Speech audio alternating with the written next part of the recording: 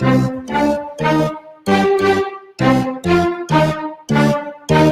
are live on a Monday. It is the Sports Bash on 97.3 ESPN, the free mobile app. And if you're watching the show live at 97.3ESPN.com on Facebook, YouTube, and Twitter, how's everybody doing today? Well, obviously, that Sixer game didn't go the way that many people had hoped, but I've been telling you since last week when this matchup was put together, don't be surprised. This Hawks team is pretty good. And you got a chance to see that yesterday. They're good. And one of the differences is, if you look at them, much different team than that Wizards team. They're bigger, they're deeper, they shoot the ball. It is going to be a fight, as we kind of alluded to last week right here on the Sports Bash. We kind of kept telling you, this is not going to be an easy series. Now, that being said, I thought the Hawks played, if you watch them against the Knicks, they played really well. They shot the ball really well against the Knicks. And yesterday, plenty to take from game one to make adjustments. Not sure Atlanta can maintain that level of shooting. I thought yesterday, highly disappointing for the 76ers. They just came out with nothing yesterday. They allowed themselves to get down 26 points in the game. A lot of it, I thought, was, we talk a lot in the NBA. It's a players' league. Stars win. They got a star on that team, man. And the Sixers star, Joel Embiid, played very well. He's had 40 points yesterday.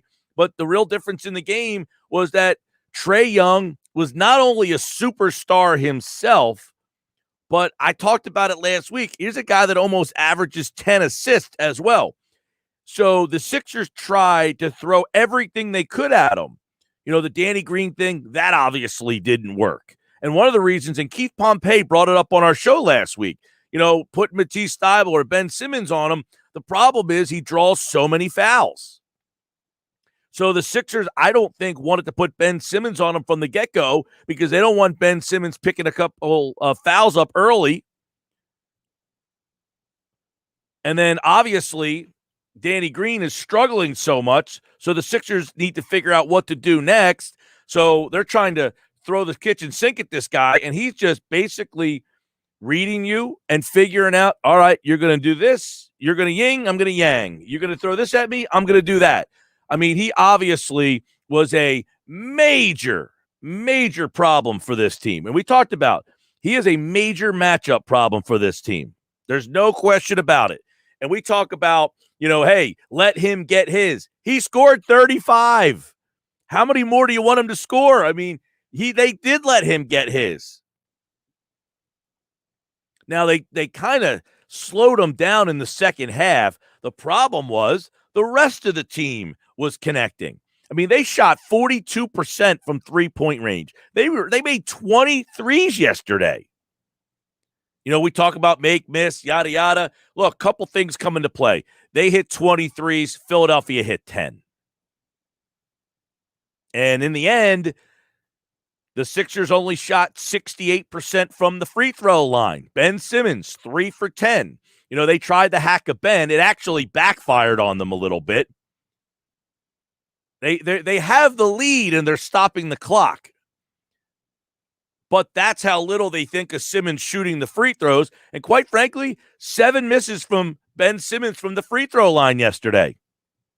It's a big difference in the game. That's a situation. See, it's not that it's late in the game. They're going to do this to Simmons, and it's going to cost you. It was throughout the game that Simmons actually got to the line 10 times. That's a plus. Only making 3 of them, that can't happen. So I think Simmons deserves a little bit of blame here, even though I thought he played a pretty aggressive offensive game at times. He was kind of in and out yesterday. This was not the best Ben Simmons game for him. So, look, as much as we defend Simmons and like when he doesn't play well, I thought he was just average yesterday. I thought Ben was just average yesterday, and the free throws were an issue yesterday. No question. At the end of the day, you lose a game by 4, he misses 7 free throws, that's a problem. So what's on the list of things? Obviously, I thought, look, Doc Rivers' game plan yesterday was not a great one. Rip that one up and start on over, because the defense that they have tried to figure out to employ on Trae Young, that can't work. But I think there are plenty of reasons that they can come back in this series, and I felt like in the second half you saw some adjustments and some changes. So I feel like they kind of have that under wraps a little bit. Now, the question will be, what will Nate McMillan do? What is his game plan to kind of try to change things up? You know what's funny is when Nate McMillan was the coach for the Indiana Pacers,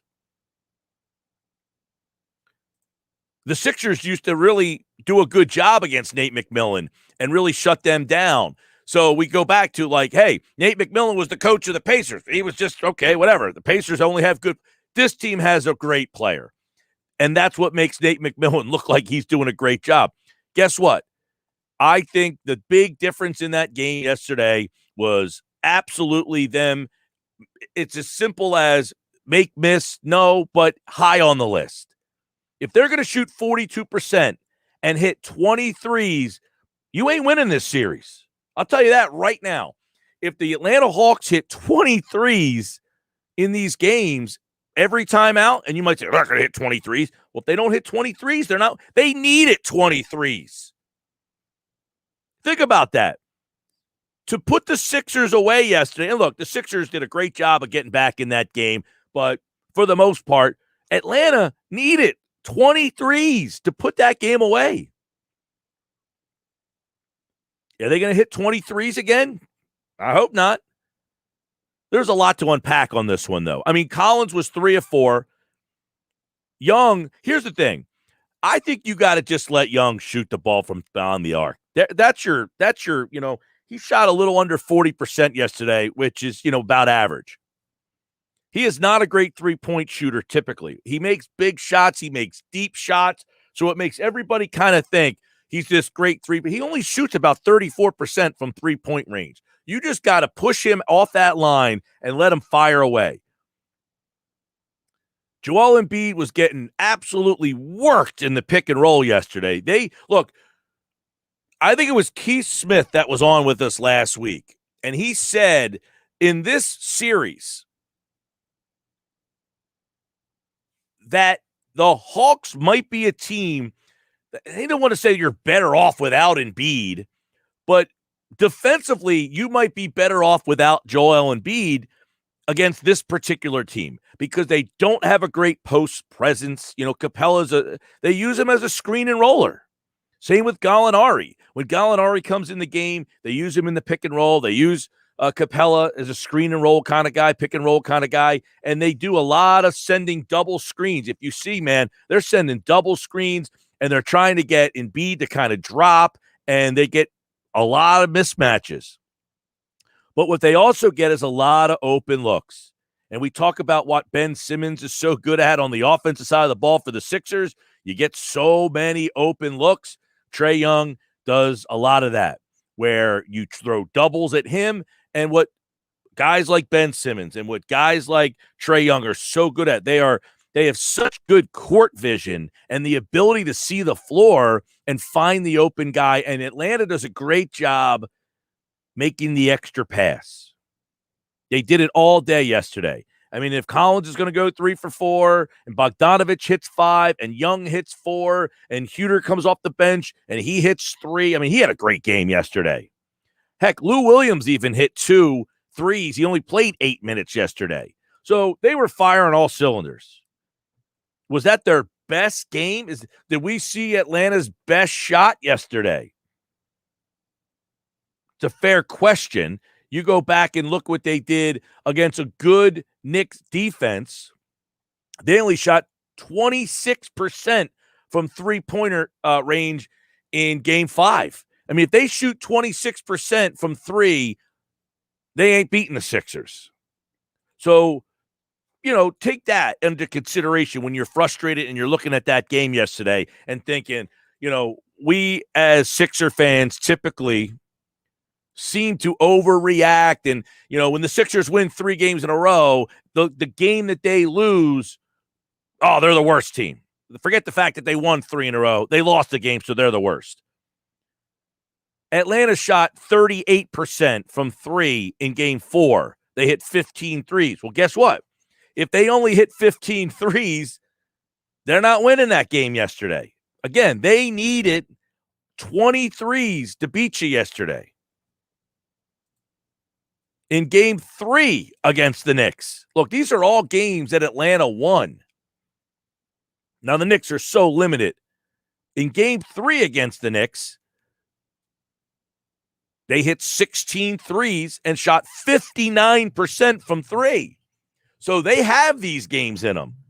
They do. They can make. Look, I told you, man, this team is, I said they're not NBA championship good, but I don't think people should be just glossing over, it's the Hawks. You know how many people in the listening audience watched a Hawks game this year? Probably 6.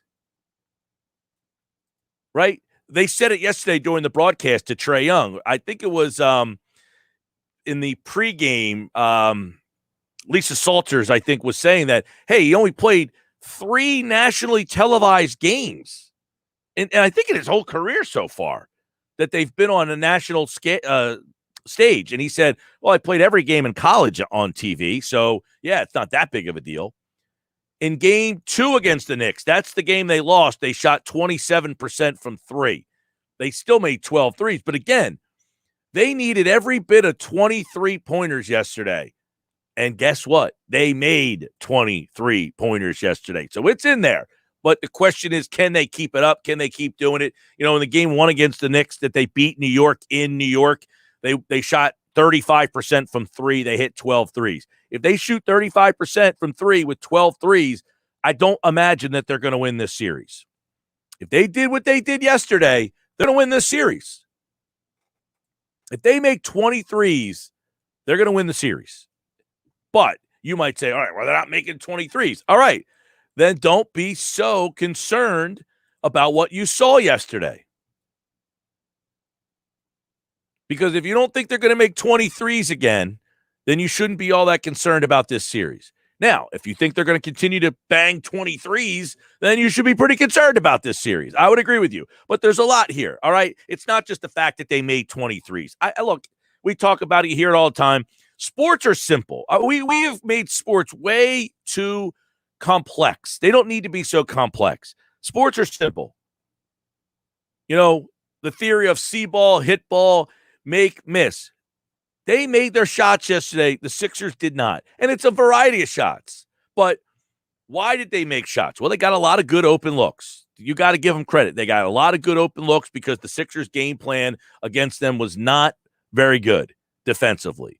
But John Collins, like, one of the things is, okay, Trae Young, I don't want you with the ball in your hand. So they come and double him. Well, Young is so good at finding the open guy. Well, if the open guy, the guy who should be doubling is the guy who's defending Solomon Hill. You want Solomon Hill to be the guy that ends up with the open look, not Bogdanovich and not Collins the way he's shooting the ball yesterday. So if you're going to come with the double on Trae Young, you want it to be the guy that's defending Hill and let him be the guy. He was 2 for 7 yesterday. All right, if Hill ends up with the open look, that's the shot that I'm willing to give up.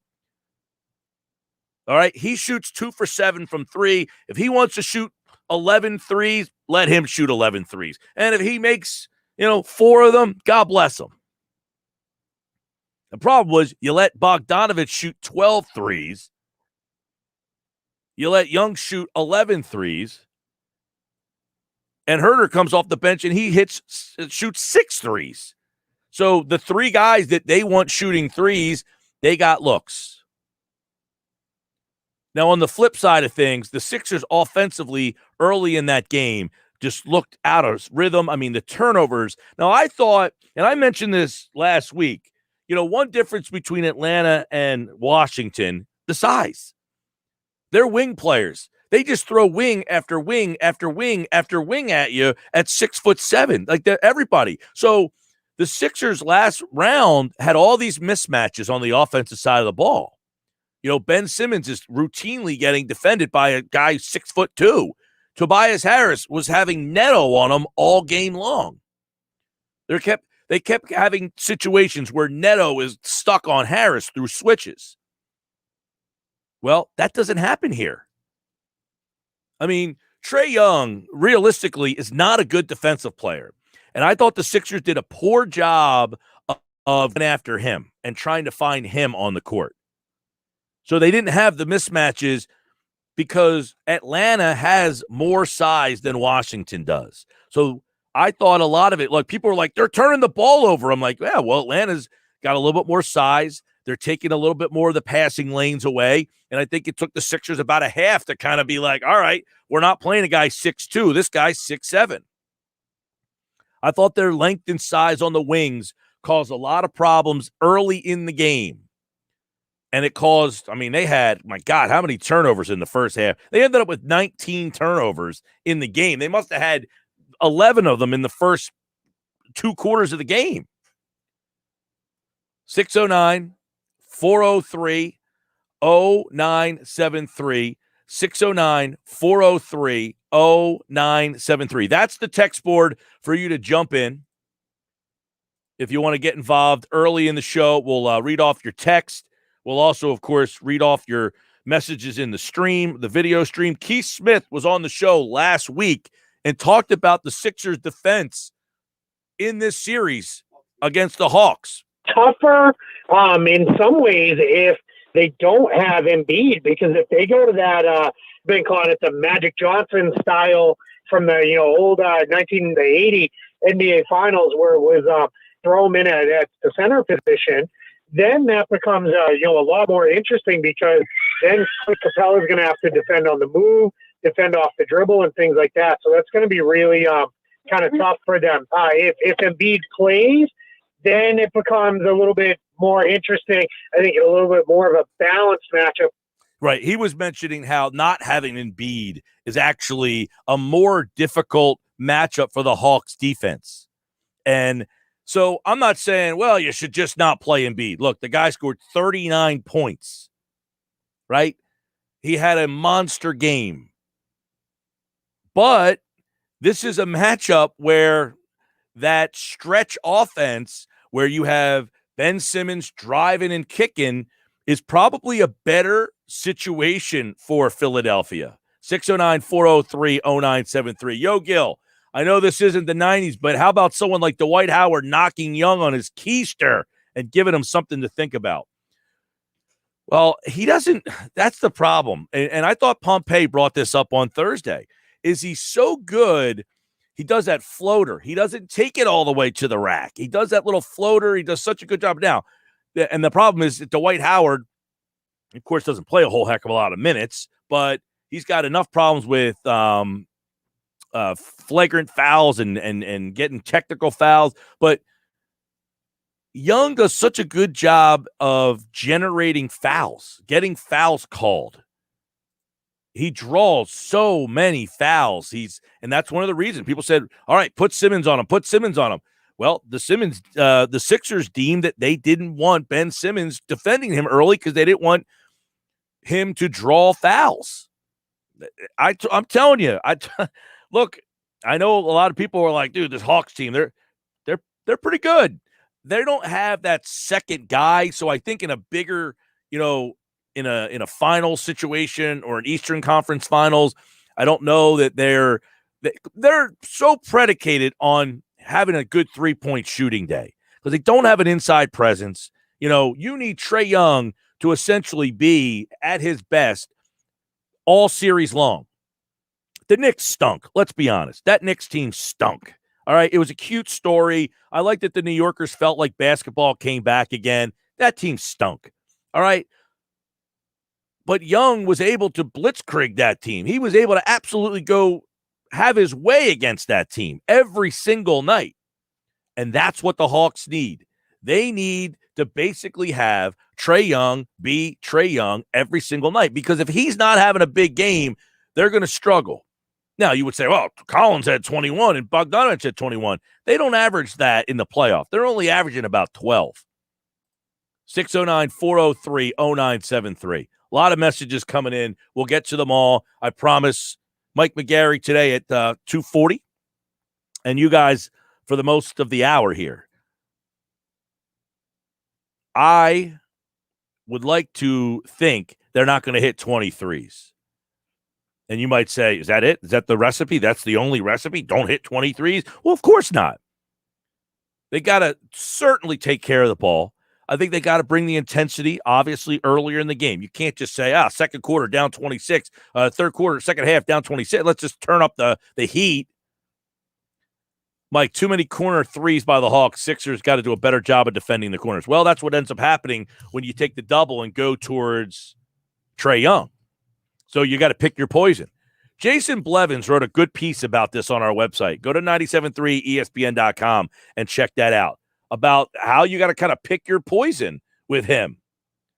Hey, I told you, get prepared for what's going to be a knockout dragout. This is not going to be, look, even if the Sixers, remember that series they had a couple of years ago against the Nets, and they won it in 5, and the Nets won the first game? But I feel like they're all going to be kind of like a knockout, drag out, back and forth, because of the fact that Trae Young can he can shoot them into every game. All right, we're just getting started. I'll read off all the stream messages here in a second.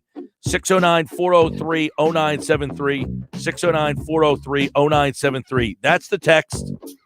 If you're watching the show in the stream, leave your comments over there, and we'll post them up on the video stream. We'll read them off as well. Sports Bash brought to you by Matt Blatt Nissan. The all-new Matt Blatt Nissan, now open, Black Horse Pike, Egg Harbor Township, next to Home Depot. Online, mattblattnissan.com.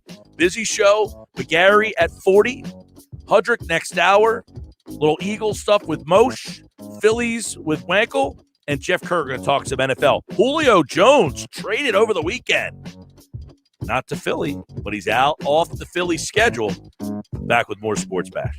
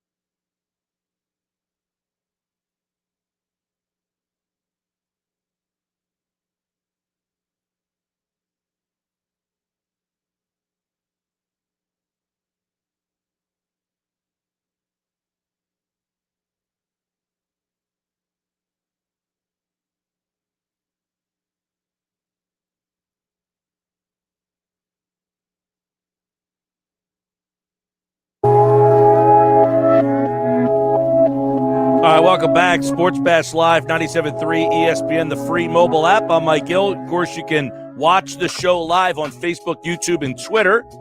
Just go to our website, 973ESPN.com. It's simple to do. The link is right there. You'll be able to find it. Or just go to YouTube, Facebook, Twitter, search 973 ESPN, and you can watch the show live. All right, so we got a lot to unpack on this. Mike, if the Sixers lose the series against the Hawks, it's time to move Ben Simmons. I don't need him to shoot the ball if he doesn't want to, but if your primary ball handler, he has to be able to hit free throws. If he's not, he's a liability late in any game. Look, if the Sixers lose this series, Rick, I would agree that they might look to change the formula.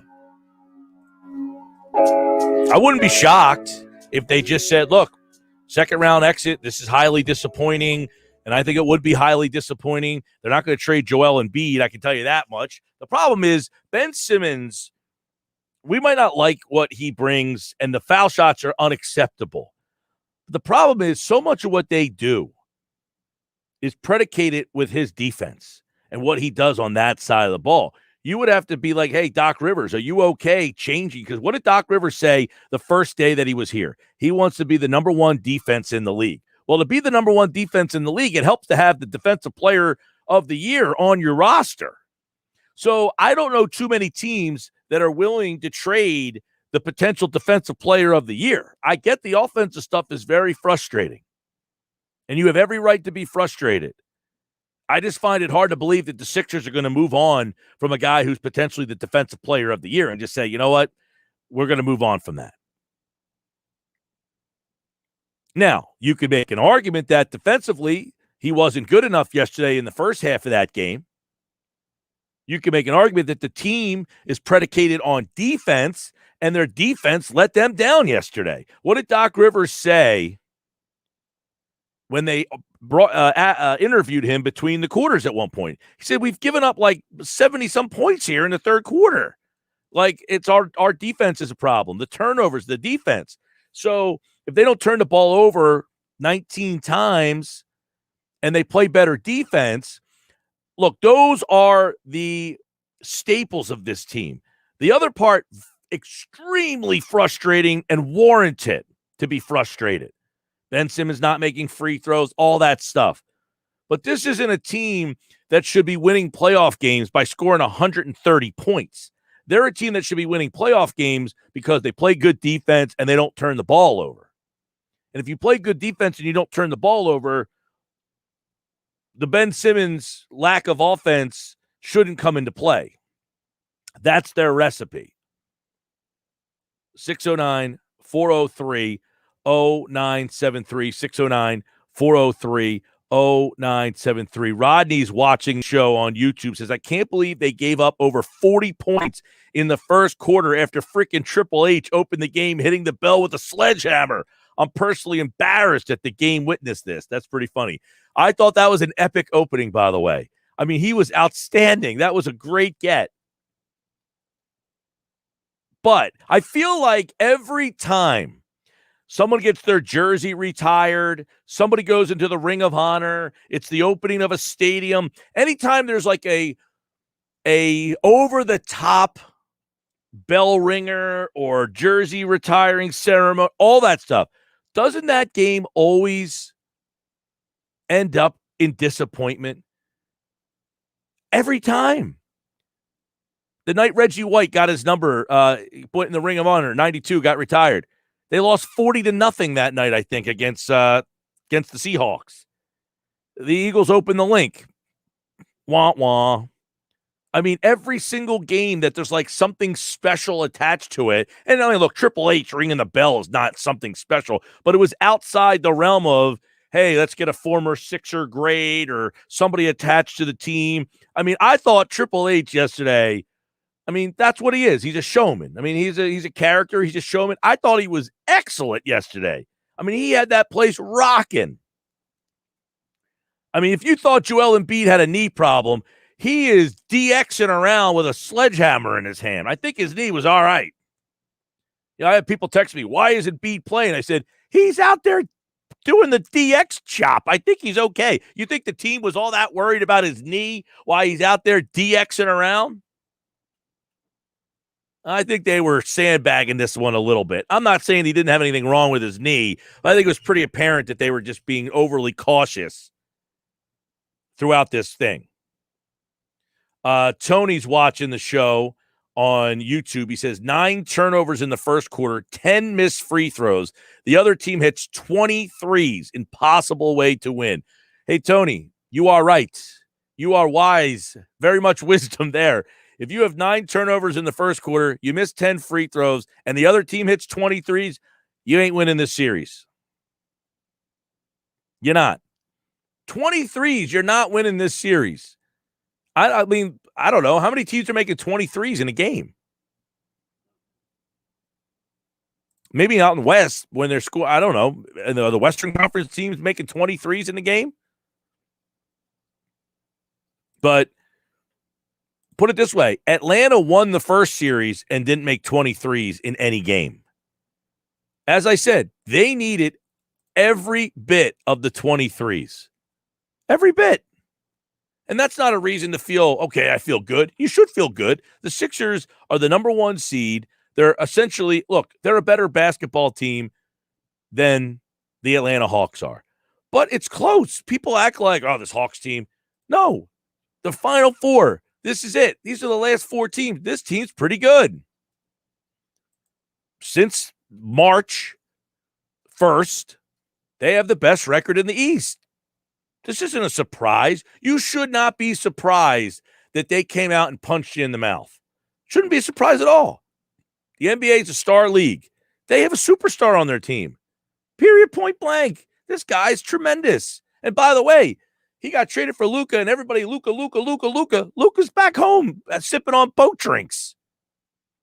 And this he's an assassin.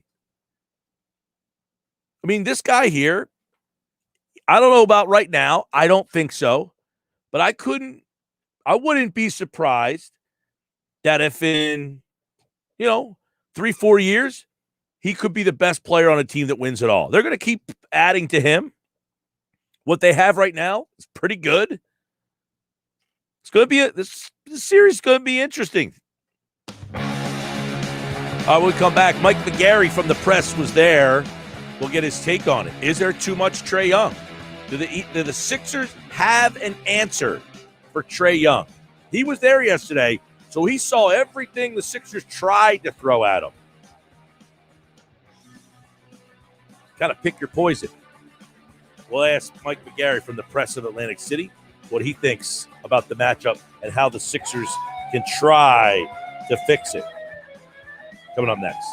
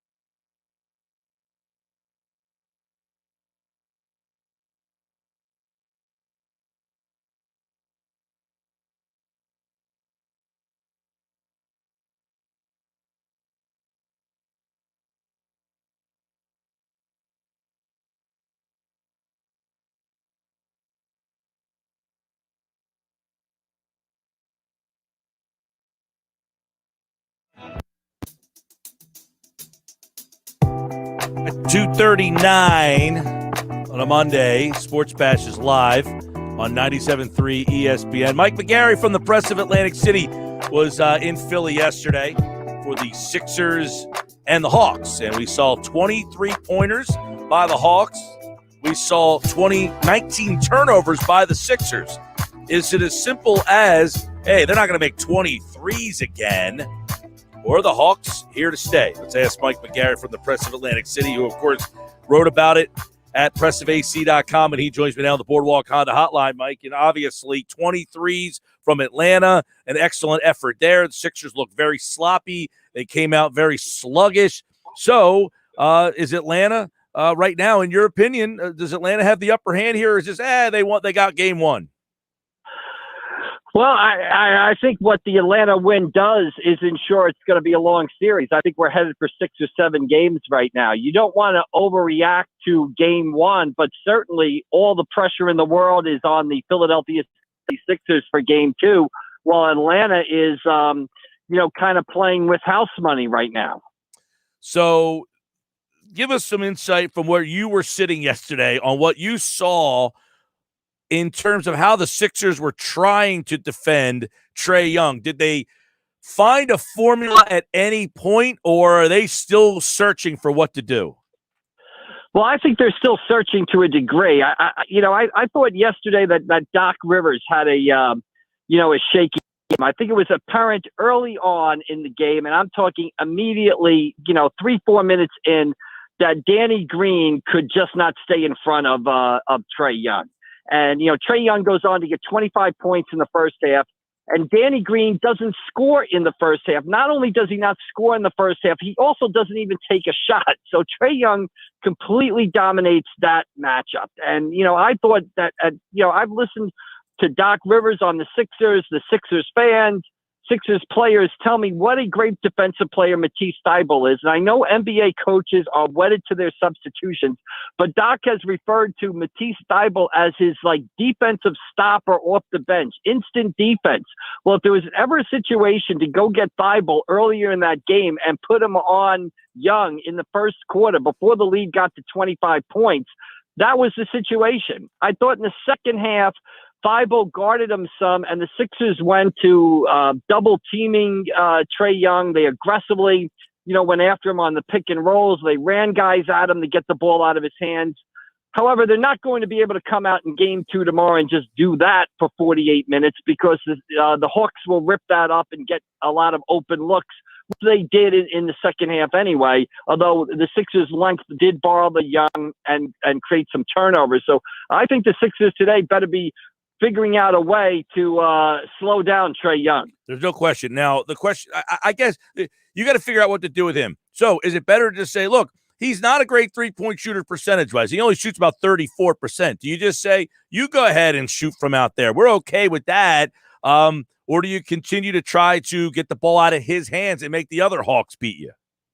Look, there's two philosophies, right? I know some people are in the philosophy of, let Trae Young get his points and stop the other guys. I'm in the opposite camp. I think you got to figure out a way to get the ball out of his hands. I think you got to make each shot as tough as you can for him. You are not going to stop him from scoring. He's going to score, but let's have him take, and I think in the first half he had 25 points on 8 of 13 shooting. Let's have him take 20 shots to get to 25 points or 21 shots. Let's have him go 8 for 21 or something like that. Let's up the volume up by contesting his shots. And I thought the other thing that Doc did that was shaky in the game is, this all bench rotation is fine on a Detroit night in February when we can write about how great Korkmaz is and the energy Maxey brings off the bench. But you can't leave 5 subs out there early in the second quarter and watch the lead go from 10 to 12 to 25. I mean, the Sixers have to shorten the rotation tomorrow drastically. All that, Mike, and, obviously the Sixers come all the way back. They have a chance to kind of make it a game late. I mean, does Atlanta have to make 23s to win these games? Well, I'll put 2 things about that, and I'll put it on the flip side for you. If I'm Atlanta, I'm saying to myself, Joel Embiid scored a career high, playoff high, 39 points. and the Sixers shot 55% from the floor, and we still won. So Embiid got 40, okay, and the Sixers made 55% of the shots. If I had told you that for game one, that was going to happen, most people probably would have said Sixers by double digits. So Atlanta can turn it around. The other question is, the Sixers got to look at, why did Atlanta make 23-pointers? Because their three-point attempts were wide open. It's not the Sixers are going to have to figure a way to limit those wide open attempts. They just can't cross their fingers and say, we're going to give Atlanta the same opportunities, and we're just going to hope they don't go in game two. Yeah, it was 20 of 47 Atlanta was from three-point range. Philadelphia was 10 for 29. Big difference in the three-point number there. Another big difference, Mike, was they tried to hack a bend, but I thought it kind of backfired on them. But Simmons 3 for 10. You lose by 4. He misses 7 free throws. That's a problem. Well, I've said along the foul shooting is going to come back to bite them at some point. Although I agree with you 100%. I thought Nate McMillan was kind of overthinking some things there. At one point, I think they're up by 6 with 30 seconds to go, and they're hacking Ben Simmons to stop the clock and put him on the line. I think he made 1 of 2, and then didn't the Sixers get a putback and then a steal? Well, he made the first one, and then he missed the second one on purpose, and Embiid ended up getting the rebound. Right, they got a putback. So, I'm all for the hack of Ben if you're losing in the game. And let's just say the Sixers were on the verge of eliminating you, and if they got to a double-digit lead in the third quarter, I'd start the hack of Ben then. But when you're winning the game by 6 with 30 seconds to go, or even the Wizards in game 5, they were up 4 in the first half when they started hacking. As long as I'm winning, I'm not employing the hack of Ben strategy. So if I'm losing, fine. But I thought the Atlanta Hawks really overthought things there in the closing seconds by putting Simmons on the line in those situations. Yeah, the disappointing thing for me, Mike, is the Sixers, what did Doc Rivers say? We want to be the number one defensive team, and they've essentially been one of the best defensive teams in the league. You give up 128 points, you score 124 a playoff game, you got to win that game. Their defense was a big problem, and you just wonder if this is going to be a problem for them in this series. Is this just a matchup problem? Because I thought they really exploited him in the pick and roll on defense in that game. I thought the Hawks took advantage of Embiid a lot in early, especially the first 3 quarters. Yeah, especially early in the first half. They scored on practically the same pick and roll play almost the entire first half. And Doc sort of did not blame Danny Green for that. He blamed the overall team coverages.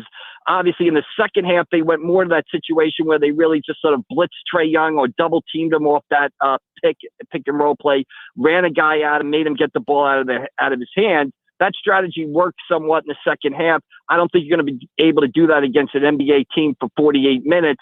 I also thought in the second half, the Falcons, the Hawks are up 25 points. They were up 19 in the fourth quarter. I think when a basketball team gets a big lead like that, they almost stop playing and start looking at the clock and wishing the seconds sort of tick off the clock. And I thought the Hawks fell prey to that too. So I give the Sixers all the credit in the world for coming back. But I don't say, just because the Sixers rallied in that fourth quarter, boy, the game 2 is going to start like game 1 ended. Well, Mike, you've been around this Sixers team for most of this year. You know how important Danny Green has been to them. He's hit some big shots. Now, he had some big – if he would have hit that 1-3, he was wide open. If he would have hit that 3 off that steal, I think it would have either made it a 1-point game or tied it up. But you know how important he's been to this team. So can the Sixers say, look, you're important, but we can't play you as much in this series? I mean, do they need him to win this series and just have to figure out a different way to use him?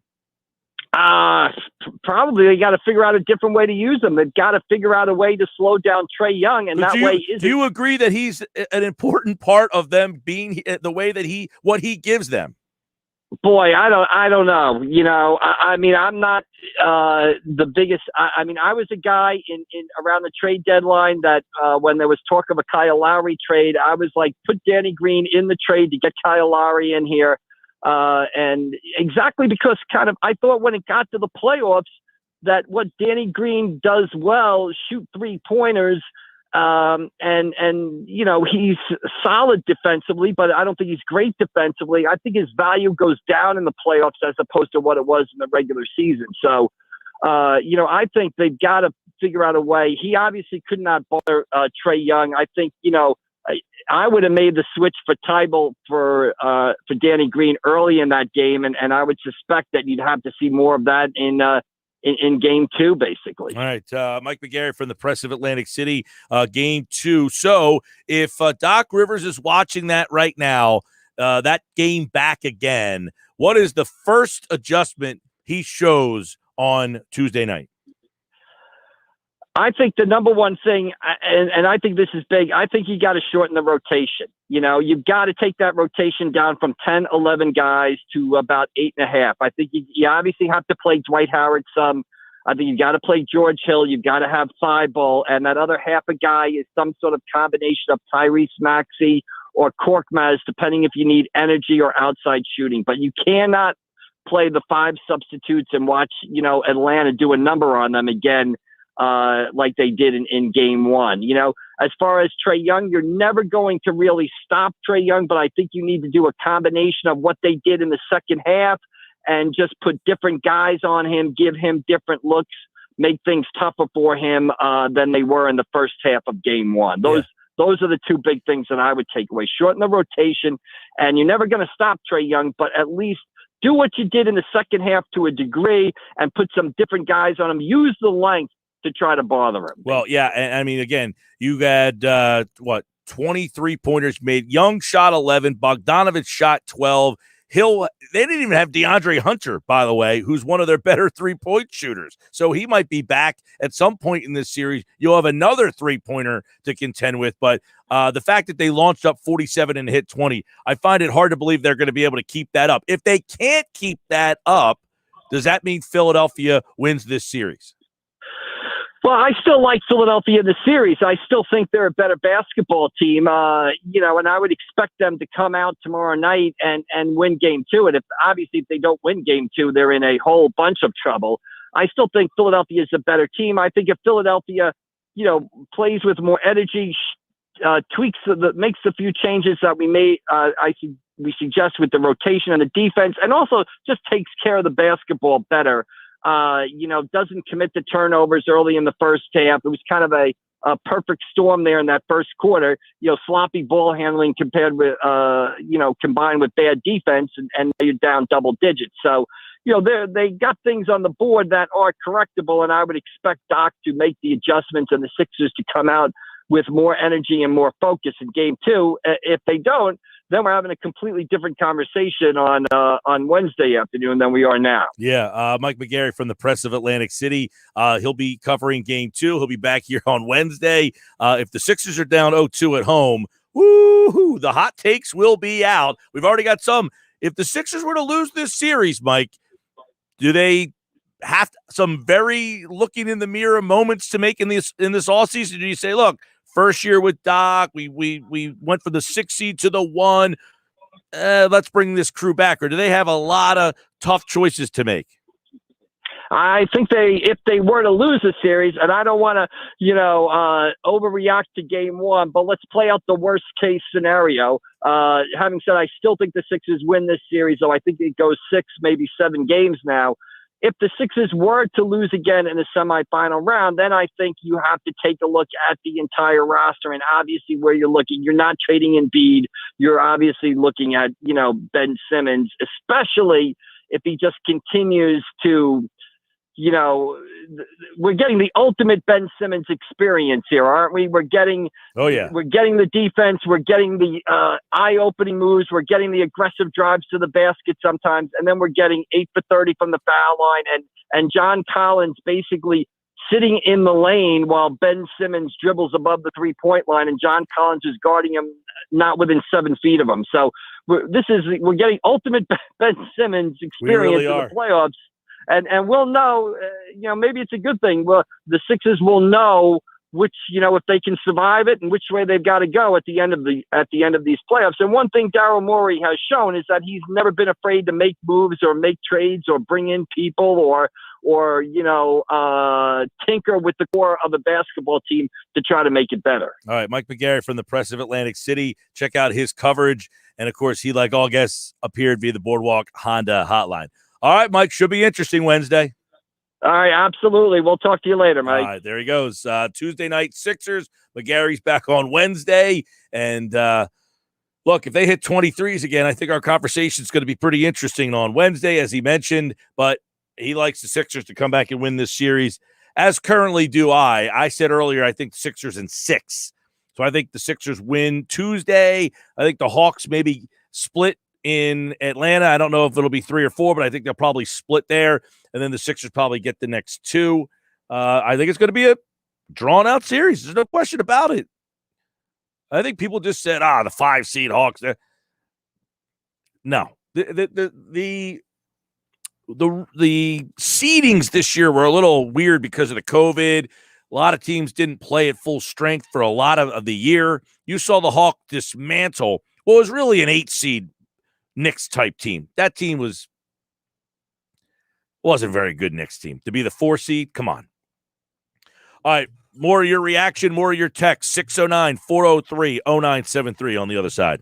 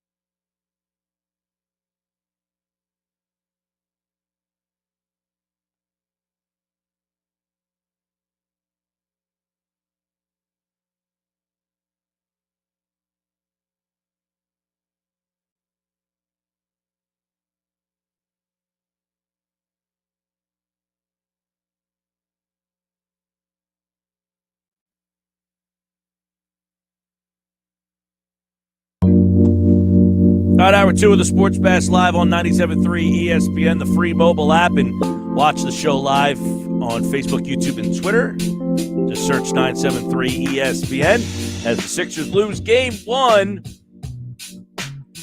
And the most frustrating thing for me is they lose game 1 and give up 128 points in doing so. This is a Hawks team that in the series against the Knicks, even though they won some games, the Knicks play good defense. They're a pretty good defensive team.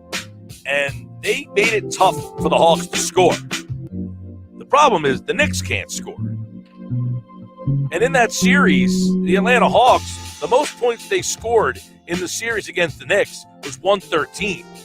So I think the big thing for the Sixers team is they got to play better defense. They got to play better defense.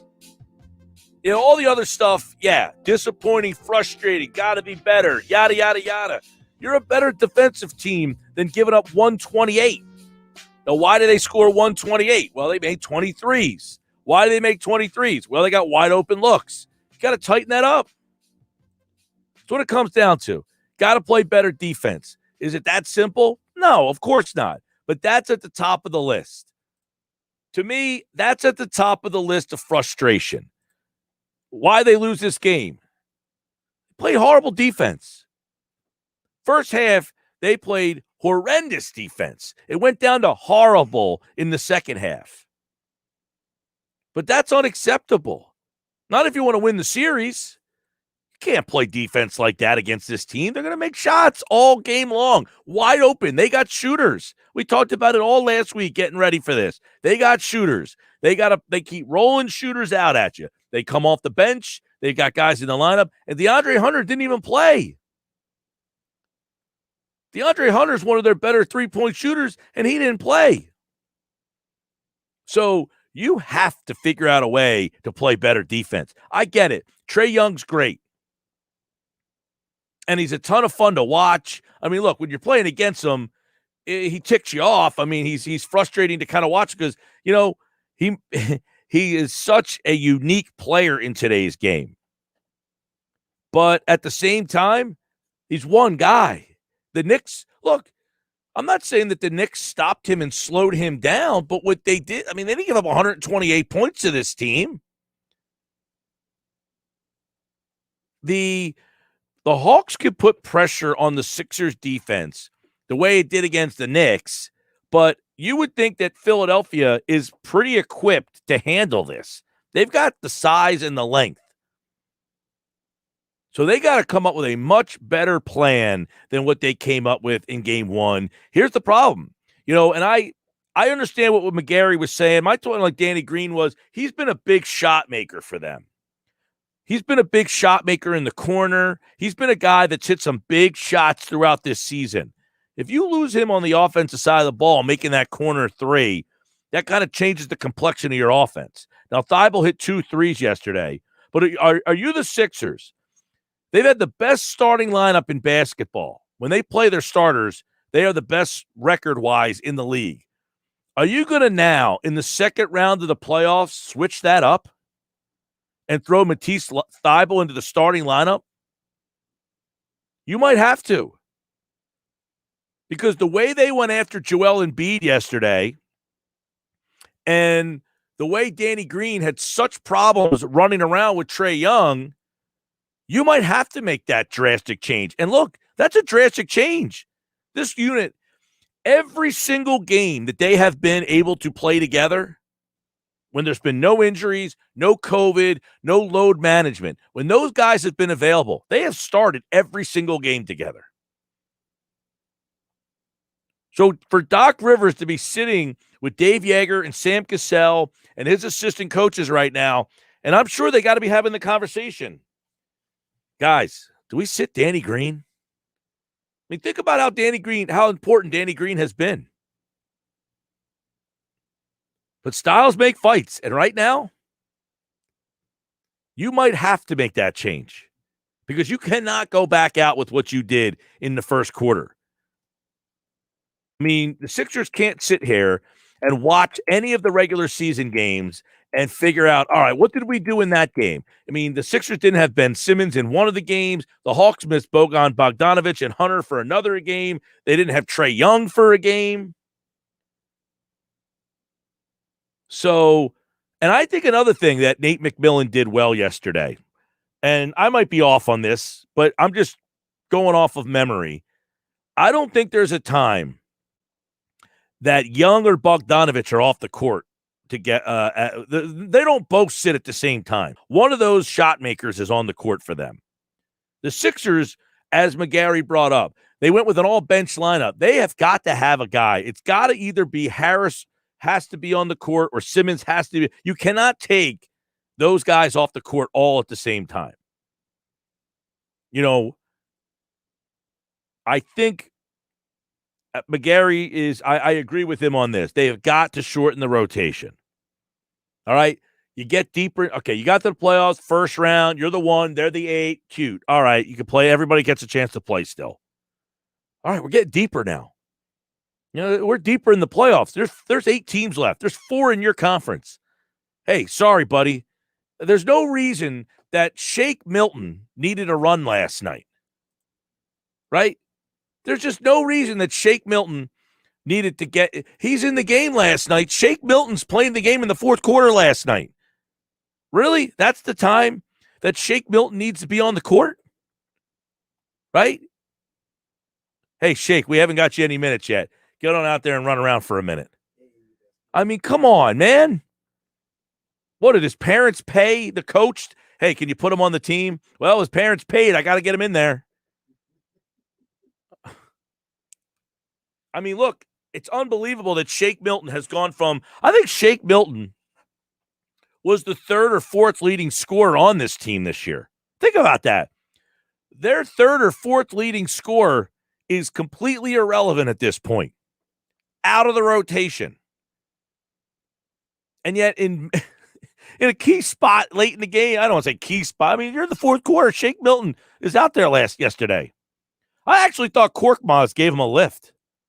Offensively for a minute there, Korkmaz seemed to be the one guy that had any aggression. George Hill did not play well yesterday.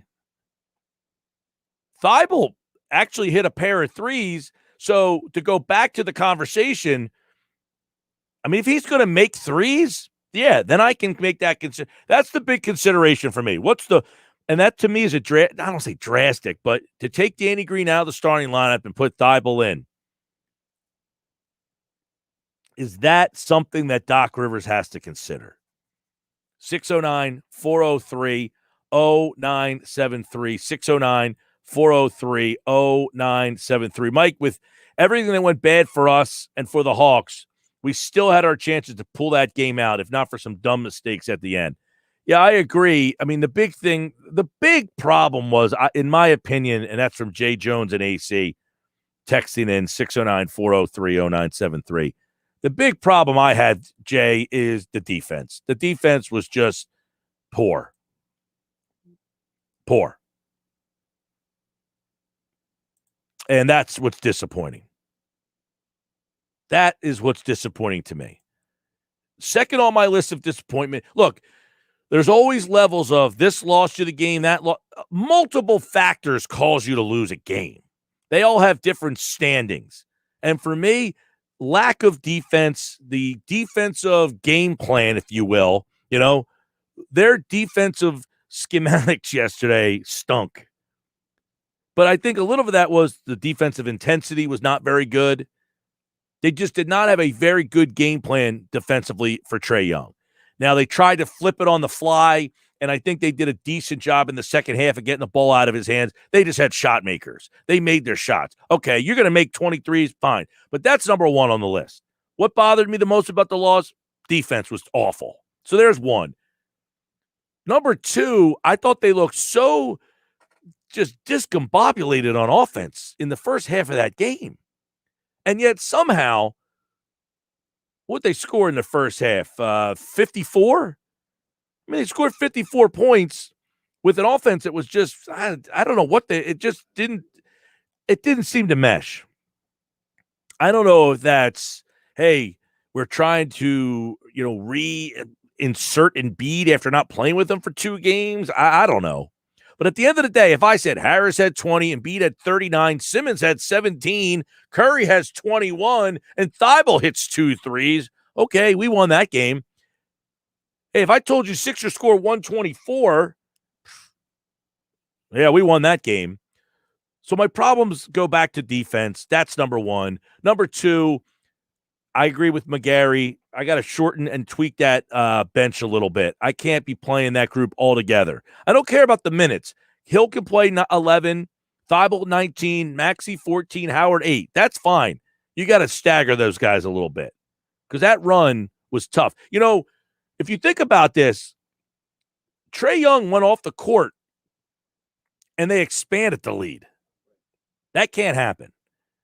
I would say third or fourth on the list in this game, though, by the way, is in this game, Ben Simmons' free throw shooting did become a factor.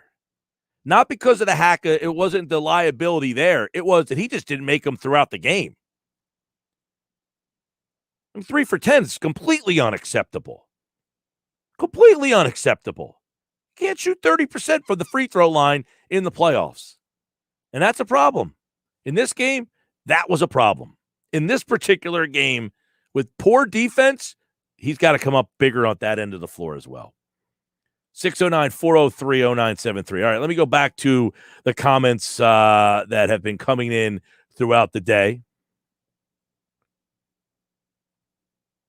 So we think at worst, at worst yesterday, they were up 26, and you end up losing that game by 4.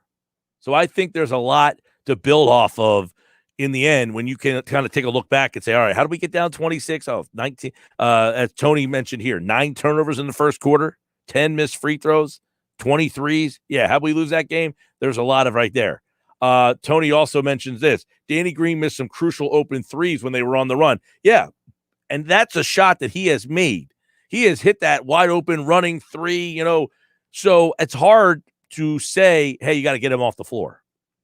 Rodney says, the Hawks remind me of the Sixers in 17-18 when they finished the season with a big win streak, had a hard-fought gentleman's sweep in round 1. They had a 20-point lead in game 1 of the second round, and that was against the Celtics, who were simply on another level. Just as the Sixers now over the Hawks as long as Embiid plays. The Hawks have to have nearly perfect games. That's a decent comparison, Rodney. The Sixers had that big series win against the Hawks, and everybody thought they were the favorite, though, against the Celtics. And the Celtics just had a veteran team that was just men against young kids, really, and won that series. Mark is watching the show on Facebook. He says, personally, I would start Thibault and have him hound Young and rotate Danny Green on him to tire him out. I wanted to play what Keith Pompey said on Friday's show about that. And the thing with Matisse is he has to be careful because what Trae likes to do is Trae loves to get by people.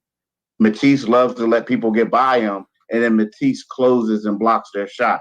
Or what Trae does, he's like, on the interstate where someone's tailing you, and then all of a sudden people pump their brakes, and hope and pray they don't run into him. Or what Trae does, he hopes and prays that people run into him, and then he gets to the foul line. So that's the problem, is that they don't want to get Matisse and Ben Simmons into foul trouble early in that game. So I think the Sixers may go with Danny Green again, and if that doesn't work, maybe they make the switch earlier this time, though. But I definitely think that you will see a different strategy than we did on Sunday. All right, more texts are coming in. Hudrick's on the way. Keep the text message coming. Give me your thoughts on the Sixers game 1 and what you think about the series now. 609-403-0973. 609-403-0973. Hey, I want to tell you about my friends over at PropSwap.com. Right now, this Hawks-Sixers series, Hawks are plus 105, Sixers are minus 125. It's really evened up. But when you look at the futures to win the East, You can get the Sixers right now at 25-4. If you like those odds, you can get them now and then sell that ticket at PropSwap.com. Because if the Sixers go up 2-1, that's going to go changing. The odds to win the NBA championship, Philadelphia right now is 14-1. The Hawks are 20-1. Denver is 22-1. Put a Denver ticket at 22-1. I mean, all four teams in the West, I would go buy a ticket and sell those at PropSwap because it's wide open in the West. Go to PropSwap.com or download the PropSwap app today. Paul Hudrick inside the Sixers next.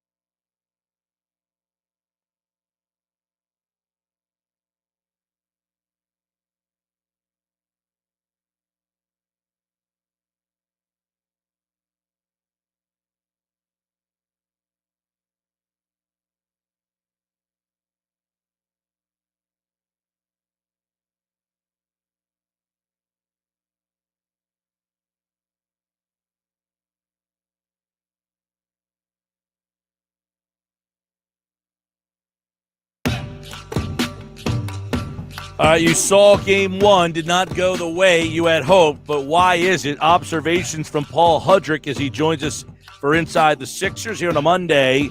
Young scores 35, Embiid has 39, so both stars went off. So what was the difference in the game? Let's bring Paul Hudrick in, our Sixers insider from 97.3 ESPN.com. Not exactly how we thought they would draw that up there, Paul. What stood out to you as why the Sixers are down 1-0 when Joel Embiid scores 39? And look, if I said Embiid scores 39, Harris has 20, Simmons has 17, Curry has 29, he hits 5 threes, you win that game, right? So what happened? A bunch of things. And I think it's funny that sometimes we all kind of want to narrow it down to one thing, whereas that's never really the case, right? That's not, you lose games for many reasons. The start was a perfect storm of bad things. It was Trae Young doing Trae Young stuff that he's very good at. I didn't love the Danny Green matchup. I disliked even more the coverage of just having Joel Embiid drop back and play drop coverage for every pick and roll. Didn't love that. And then you turn a ball over 9 times in one quarter in the playoffs. And then for some reason, Doc Rivers decides to go to that all bench unit in the second quarter. They might have still had that comeback.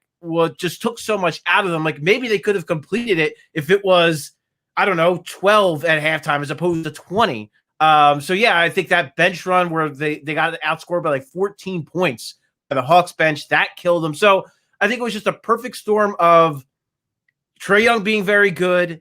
Quite frankly, Doc Rivers not having his best game as Sixers head coach. And then the turnovers in the first quarter, which to me, that was a symbol of, and Ben Simmons addressed this after the game, they weren't ready. The Hawks punched them in the mouth, and they weren't ready. All right, so they hit 23s.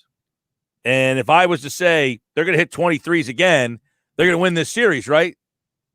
Not necessarily. I mean, they're good. This is why, it's so, I've had a lot of people ask me, oh, well, they were able to do this and that against Bradley Beal. Why can't they do it against Trae Young? Aside from the obvious fact that they're just two very different players, both incredibly talented, both, two of the best offensive players in the NBA, this ain't the Wizards. They have really good players, the Hawks. Bogdanovich is a really good player. Gallinari off the bench. John Collins has turned himself into a really good three-point shooter. You go up and down that roster. Lou Williams is a guy who's playing a small role, but still very effective. Kevin Huerter is underrated to me. I love Kevin Huerter. I think he's a really good player. So, I mean, they are a good team. It's not just Trae Young. So, yes, it's Trae Young. He's the one who he gets it going. He's the catalyst. He sets everyone up, but they can shoot. They are a good team. So, Mike, here's the thing. I think you could have weathered that Trae Young storm. You could have weathered that 3-point storm if you handle things on your end better. If you don't turn the ball over 9 times, if you change the coverages a little bit earlier and change the matchups against Trae Young a little earlier, and if you didn't go all bench and have your bench get blitzed, I think you could have overcome the 23s and overcome the hot start by Trae Young if you had done those other things better. I agree with you there. The problem, they score 128. This is Doc Rivers said, we want to be the best defensive team. You are predicated on being a good defensive team. Look, the Knicks aren't a great scoring team, but the most points they gave up in that series is 113. You can't give up 128 and think you're going to win a game. So I guess when I say if you're going to make 23s again, that's probably another game where they're scoring 120, 125, 128 points. That can't happen. So to get 23s means you're getting a ton of great looks. That's one problem. They were getting open looks all day long. And the Sixers, all right, so Young early's beating them, so they double him. He's finding guys open all over the place. So if you're going to get open looks, you might see another game where they score 20. But my question, they hit 23s, which is, give them credit, they had so many open looks, but if they only make 17 threes, they don't win the game. Right. No, the margin when you consider that's what I'm saying. When you consider everything, how that game started, they gave up 42 points in the first quarter and almost came back and won. That should never happen. It's part of the reason, Paul, that two things. Okay. They have started this starting lineup together every time they're available. Do they have to seriously consider making a change? Which, look, you're in the second round of the playoffs. It's random. We've seen teams do this where, somebody starts all year long and then, you know what, we're going to start Andre Iguodala for this game. Is that something the Sixers might have to consider, is starting Thibault over Green? I'm not there right now. I'm not there in game 2, especially with the way they came back and the success they had in the second half. I'm not there for game 2. Now, if they lose game 2, which if I'm being honest, I don't think will happen. If they lose game 2, then it starts to get a little bit of desperation mode. Then maybe you got to change things up. But I think by simply changing I think you can have Danny Green defend Trae Young. But if you're going to do that, the coverage can't stay the same. You have to trap, you have to double, you have to blitz, you have to show him different things. You have to get the ball out of his hands. Like that's the bottom line. You can't just let him have the ball. They're going to get some open looks. That's going to happen because you're doing those things. But make anyone else beat you. Like if Bogdanovich scores 40 points against you, you tip your cap. If Trae Young scores 40 points against you, shame on you. That's your fault. You didn't do anything to get the ball out of his hands. And I thought that's what they did late in the game. Like they got the ball, they trapped, they blitzed, they did different things. They gave him different looks. They didn't let them set up their pick and roll so close to the 3-point line. They forced them to, do things further away from the basket. And that's when they started to have success. So I think, and that was with Danny Green guarding him a lot of the time. So I think there is a path to them having success with Danny Green guarding him at times. But you have to change your coverage. With that said, he needs to see plenty of Ben Simmons, and he needs to see plenty of Matisse Thybulle. You need to switch it up. You need all three of those guys to give him different looks at different times, and you need to change. Like, it was funny, Mike, because coming into the series, Doc said to us, he was asked, what do you do about Trae Young? Well, you show him different matchups. You show him different coverages. For the entire first half, Trae Young saw the same matchup and saw the same coverage, and he scorched them. And it's like, you just literally told us you need to do this, and you did the opposite. And in the second half, that's when they made the adjustments, and that's when things started to get better. So I do think you should be encouraged by the way they closed and encouraged by the fact that you're never going to stop him because he's just so good, but there are ways to contain him and slow him down and not just let him go nuts. Paul Hudrick inside the Sixers. They lose yesterday, 128-124. One of the things, I think they were kind of saying they don't want to use Ben Simmons because Young is so good at drawing fouls that you don't want to pick up a couple cheapy fouls early in the game and be in that scenario again. So there's another catch-22 is, all right, we got to use Ben Simmons, but we don't want him to get 2 fouls early in the game because he's chasing around Trae Young. So that's another tough way to kind of balance this thing. And that's what happened in the second half, right? Doc started the second half with Simmons on Trae Young. Ben picks up 2 fouls. The second one, Trae Young baited him. He drew it. He hooked Ben Simmons' arm. The ref called it in favor of Trae Young. And listen, it was strategic for Doc Rivers and Ben Simmons after the game to both say, maybe we could have, like Doc complaining about that call that wasn't overturned, which I thought it was cheap, but it's probably still a foul, whatever. And Ben Simmons saying him feeling like the officials aren't letting him be 6'10" and aren't letting him be physical. And if they allow him to do that in game 2, things will be different. And I'm sure teams do stuff like this all the time. I am sure that the Sixers submitted some tape of Trae Young doing some things, I don't know if you saw the one thing going around of Trae Young flopping because Joel Embiid bumped him on a free throw, boxing him out. It's my goodness, this guy's he's a great, I don't take anything away from him. He is a great player, one of the best offensive players in this league. But man, he does do a lot of grifting and a lot of flopping. And it's part of the strategy. It's part of what goes into having to slow him down. So I'm sure the league is going to look into that. I'm sure the Sixers want the league to look into that. And we'll see how the game's officiated in game 2. Well, you just said he's one of the best offensive players, but he's not a good defensive player. But that didn't really come into play, I thought, on Sunday. They couldn't get matchups where he was defending the ball. Yeah, they probably could do something more, I feel like, with maybe his man screening for somebody, whether it's him, his man screening for Tobias, try to get him one-on-one against Tobias, or even Ben Simmons, whatever. They're going to hide him probably mostly on Danny Green because Danny Green is an off-ball offensive player. He's not a guy who's going to take anybody off the dribble. He's not going to take Trae Young into the weight room and post him up. So they're going to try to hide him as best they can on Danny Green for as long as possible.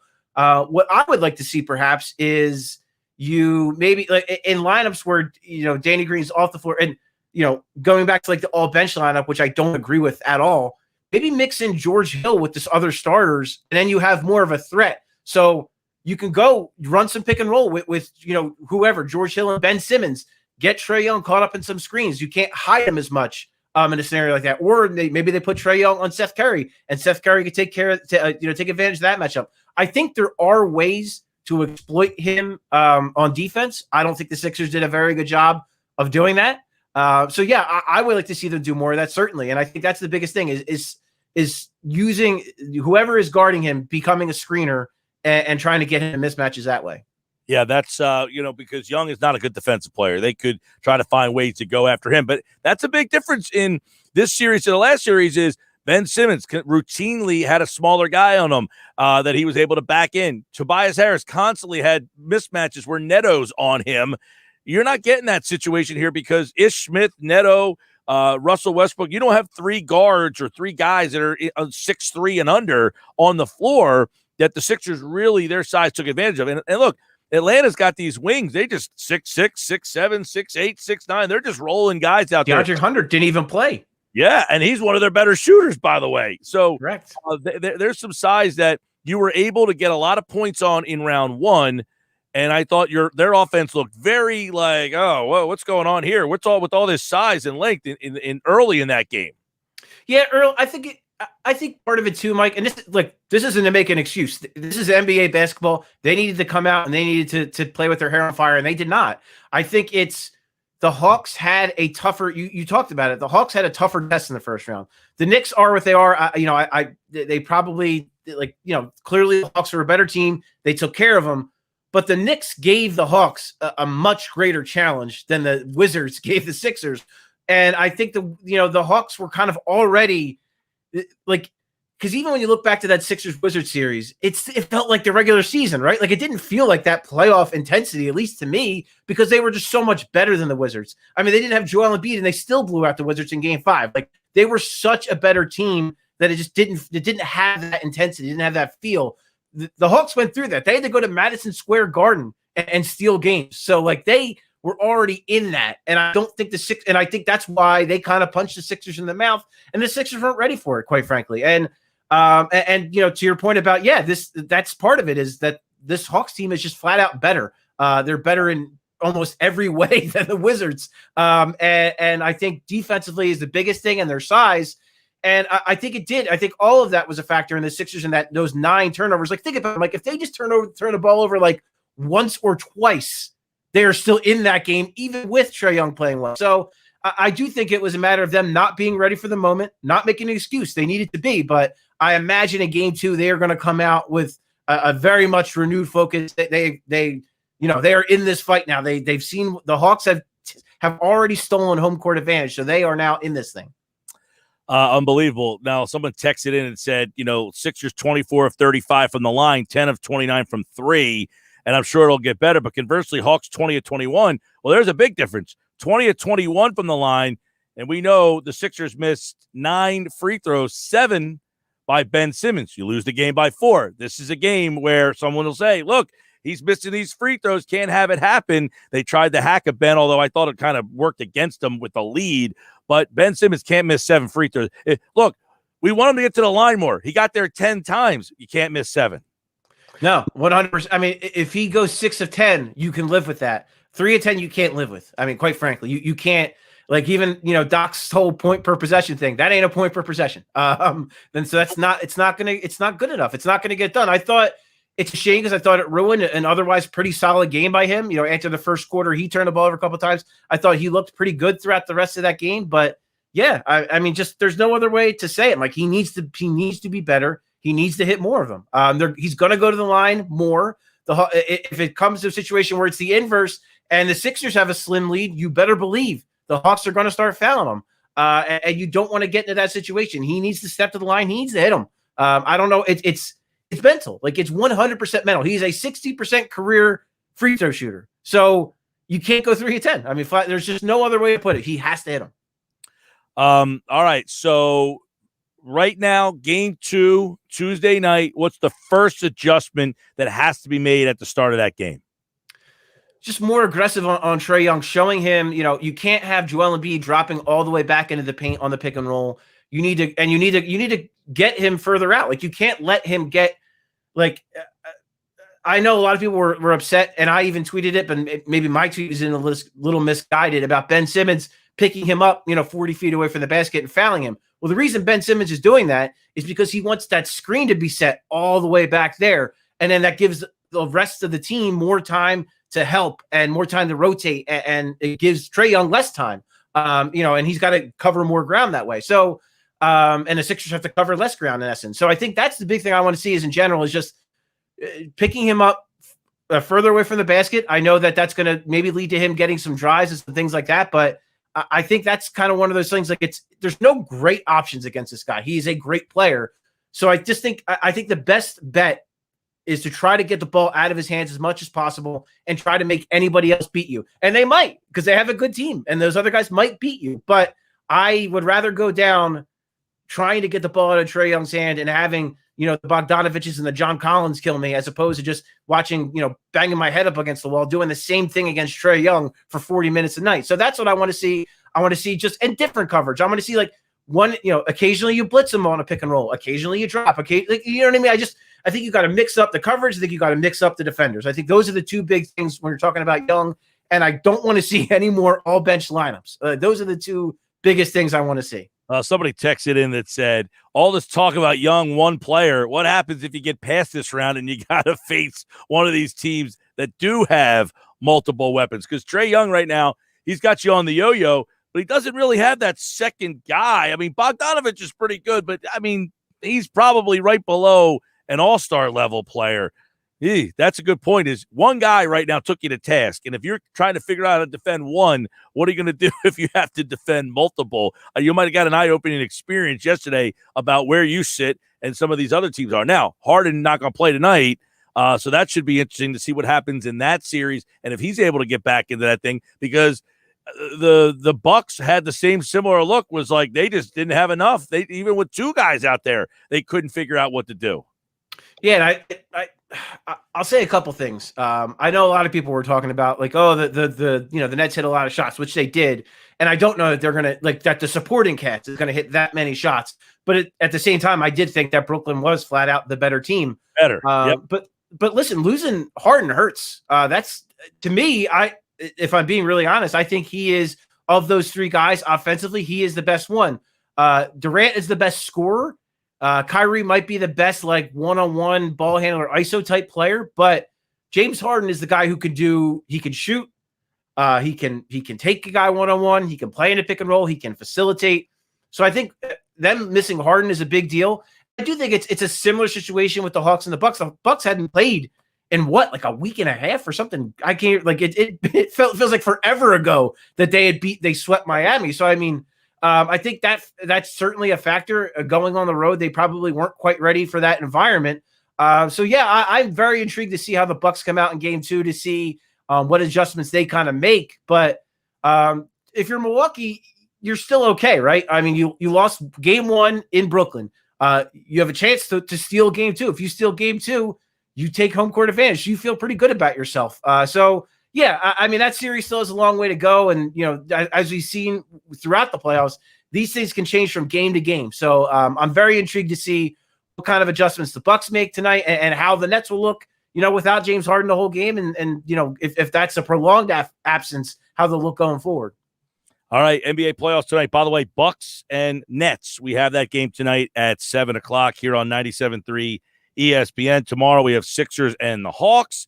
Thursday we'll have Bucks Nets, and Friday we'll have Sixers Hawks. So you can listen to all the Eastern Conference playoff games here on 97.3 ESPN.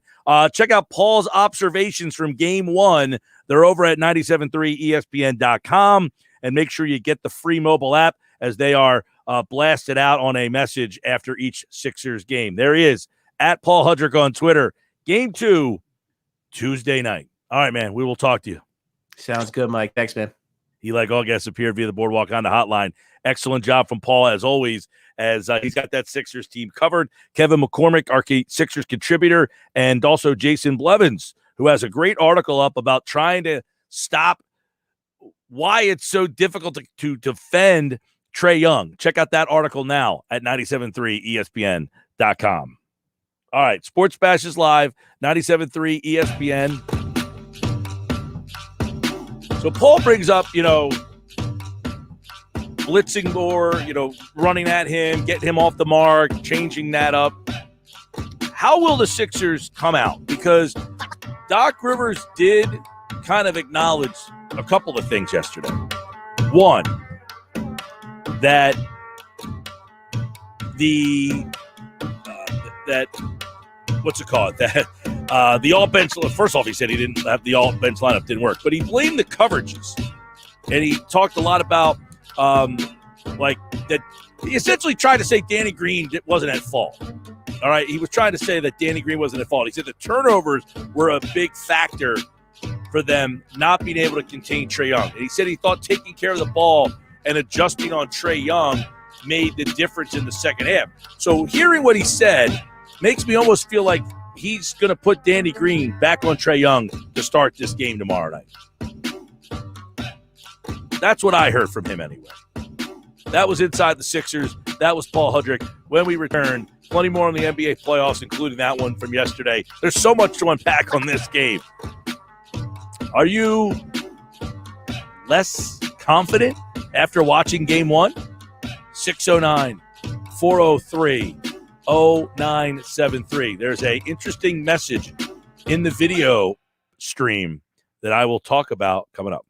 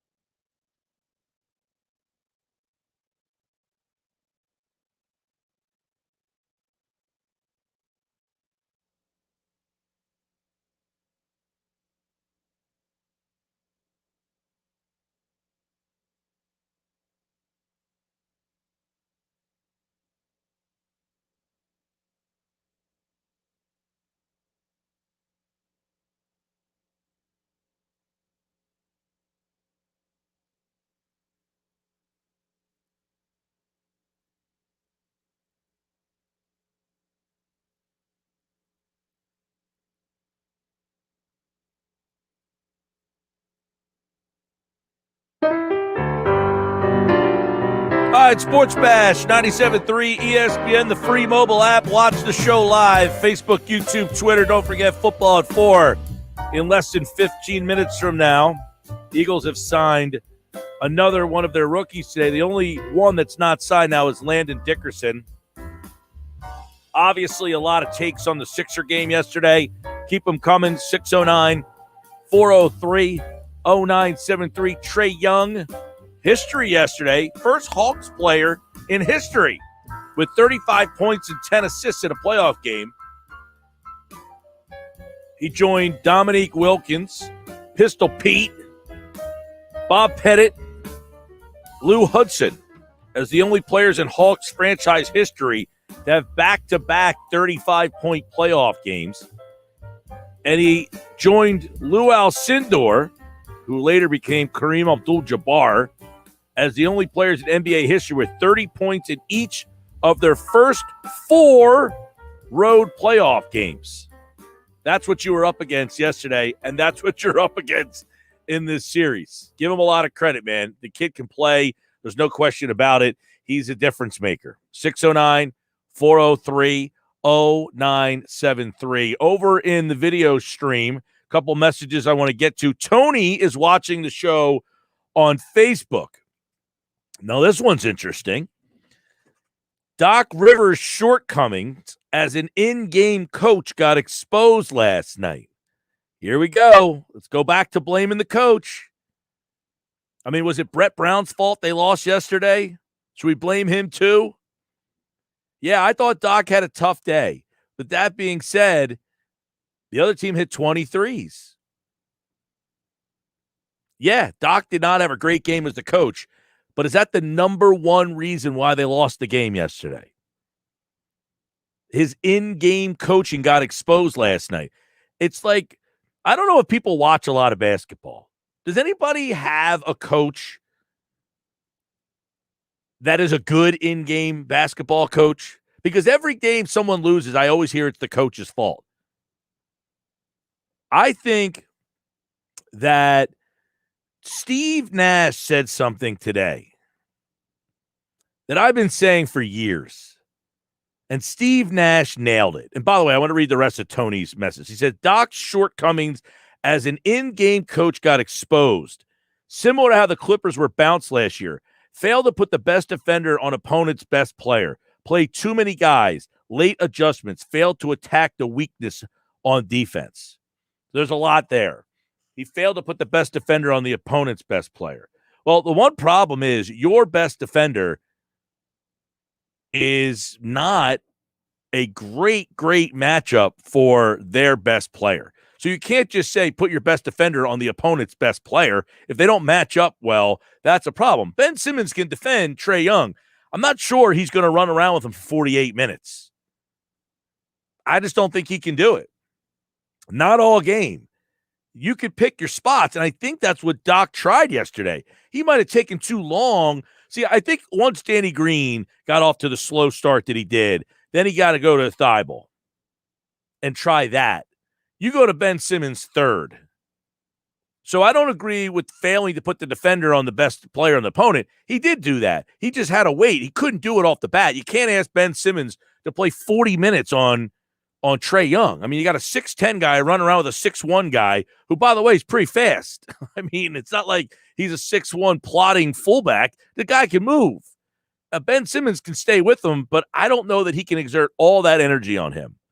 I agree. Play too many guys. That's 100%. The late game adjustments.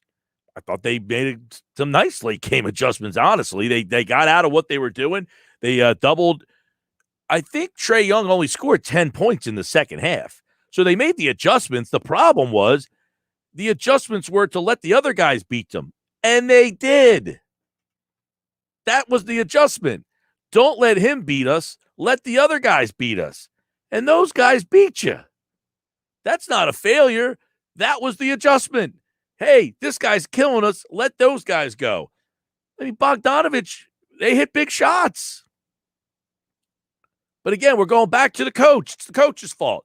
Can somebody find a coach in this league that knows what they're doing? Do they exist?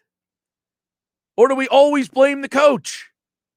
I keep telling you, there's no great NBA coaches. You know why? There's only so few NBA players that are that good. You need the best players. That's what you need. Doc Rivers' shortcoming as the in-game coach. It's the same story. Oh, it's Brett Brown's fault. He cost them the game. They get Doc Rivers. Oh, they're so much better because they have Doc Rivers. No, they're so much better because they have a better roster. That's why. Yeah, Doc, I think what Nash said, all right, he got interviewed by Yaron Weitzman, who's been on our show. He wrote the book Tanking to the Top. He's now covering the NBA for Fox Sports. And in the interview I think it was with Weitzman, I'm pretty sure, he says, I wasn't hired to come in and be a tactical wizard. This job is about connectivity. That's the role of the coach in the NBA. We keep wanting to think that there's some X and O wizard out there. It was Brad Stevens. He's this X and O wizard. He's great. Until he decided he wasn't good enough and put himself in the front office. There's this mythical, like the coach controls the whole game, and it was Brett Brown's fault. Now it's Doc Rivers' fault. No, Steve Nash is right. I wasn't hired to be a tactical wizard. Right? And he's absolutely accurate. Look, what did Mark Cuban say today? He's not even thinking about changing his coach. And he said, until you find me somebody that's better. In other words, this guy's the same as that guy. You're going to complain about this guy as much as you complain about that guy. You bring this guy in, you're going to complain about him because the role of the coach is only so much. I know we don't want to believe that. I know we want to always, hey, it's this guy's fault. It's his fault. It's their fault. No, they hit 20 shots from three-point land yesterday. That's one of the factors. Put it this way. Doc can't be part of the reason why they've turned the corner into this team and also say at the same time that his shortcoming as the in-game coach.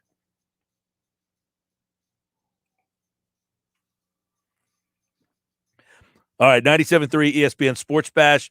Download the free mobile app powered by First Bank of Sea Isle. Get that app. Get it on your phone. Take us wherever you go. Mike, can you give a few words for Travis Jankowski? Because I can't believe what I just saw. What was I thinking? A catcher tagging out a runner. Unbelievable. That was one of the most pitiful moments that any baseball player. Like if that was, can you imagine Jankowski? Now, he met the media after the game. They asked him one question. The PR guy said, any more questions? Nah, that was about it.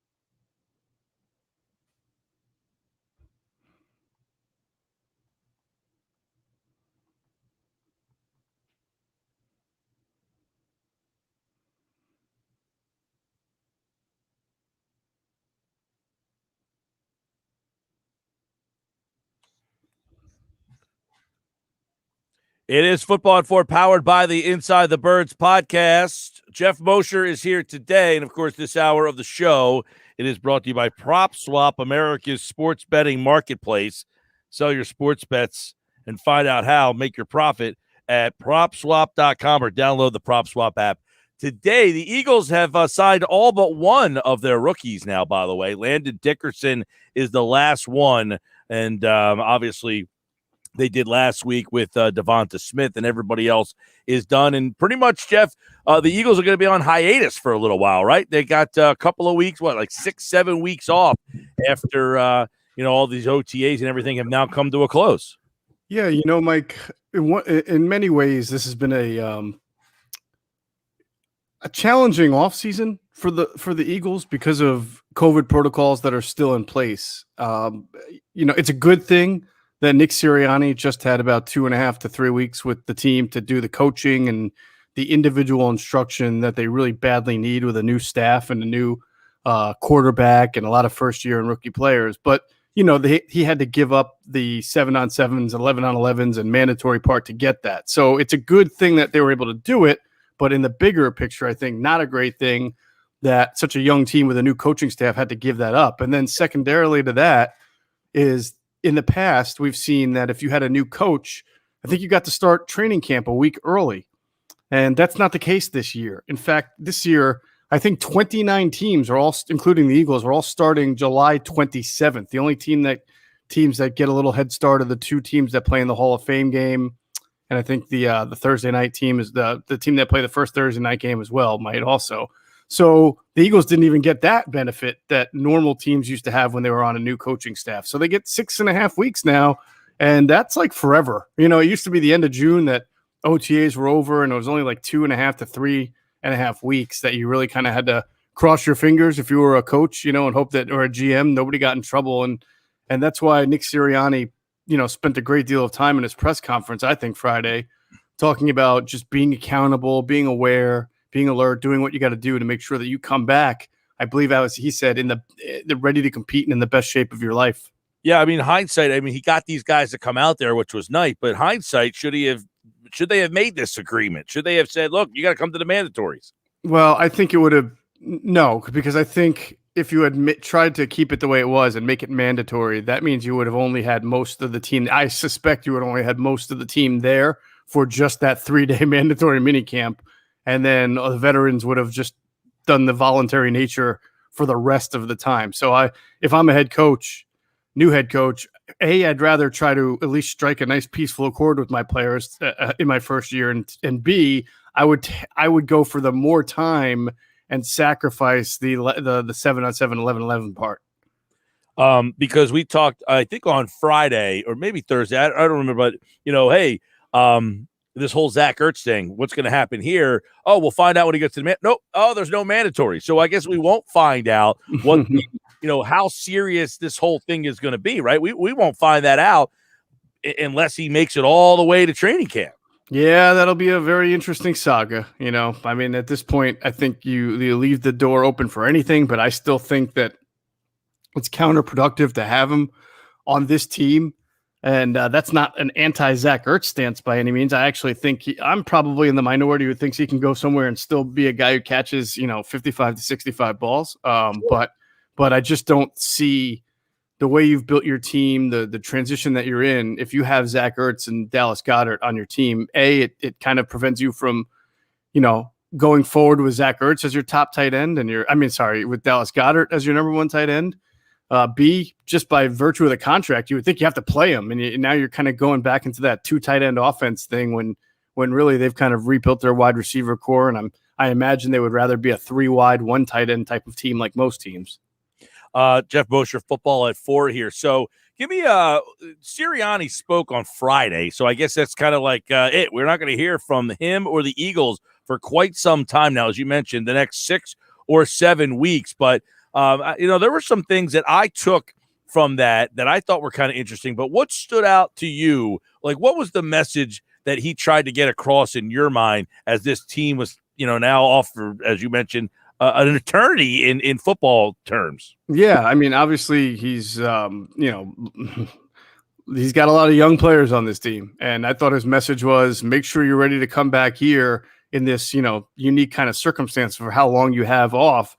Make sure you come in here in the best shape to compete, because as he's shown, even throughout these revised OTAs, he is coming up with ways to try to foster a competitive atmosphere, whether it's, these games that they were playing or drills that they were doing that were specifically designed to get the competitive juices flowing and things like that. And we know at training camp, there's going to be a lot of, there's a starting job that's open that's pretty high profile that you don't really see very much. And that's left tackle. There's an actual competition at left tackle.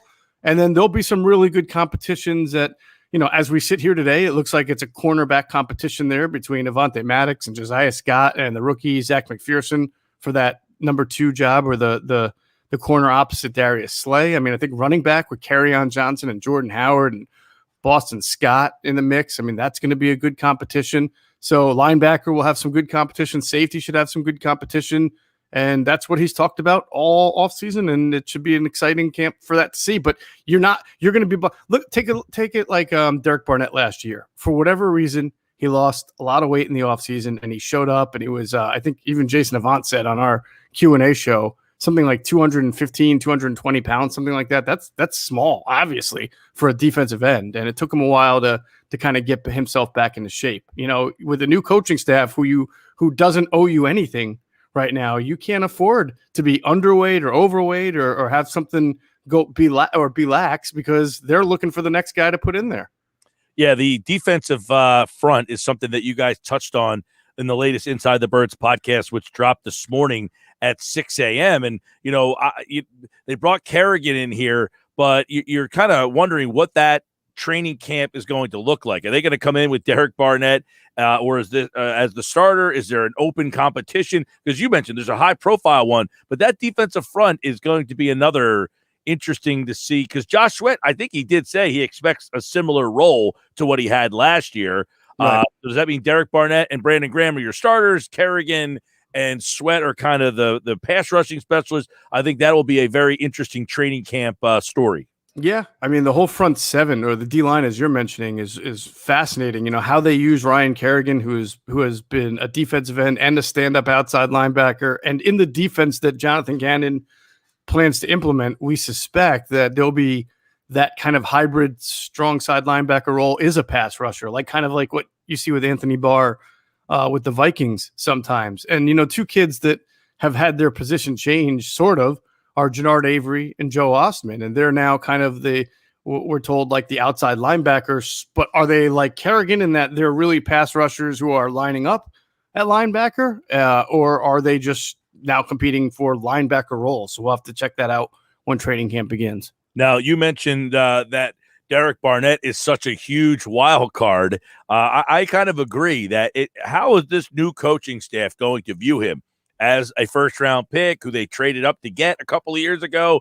Or, hey, do we say we really like Ryan Kerrigan? He's a guy that can get to the passer. We would rather give him more snaps. Yeah, no allegiances, right? I mean, last year, Derek could at least get the benefit of that doubt because Doug Peterson and Jim Schwartz knew what he was all about, and maybe they understood why he had lost the weight that he did. But, new coaches tend to gravitate toward their players. And, they drafted 3 defensive linemen. 2 of them one's Milton Williams is a end/tackle or tackle/end, but if Derek Barnett all of a sudden shows up and isn't, either his weight's not good or he's just not playing well, and Milton Williams is impressive as an edge rusher, all of a sudden you can't just rely on your contract or the team, the past regime that really liked you. So I think that that'll be interesting to see. Same thing with Kerrigan. Adam Kaplan made the point, and I think it's a valid one, because we saw this happen with Chris Long and even some other guys. Michael Bennett, when they acquired him, you're acquired for a certain role, like you're getting a little older, be situational, and then guys get hurt, and then you have to play more. I think that happened to Bennett. I forgot who got hurt 3 years ago, but he had one.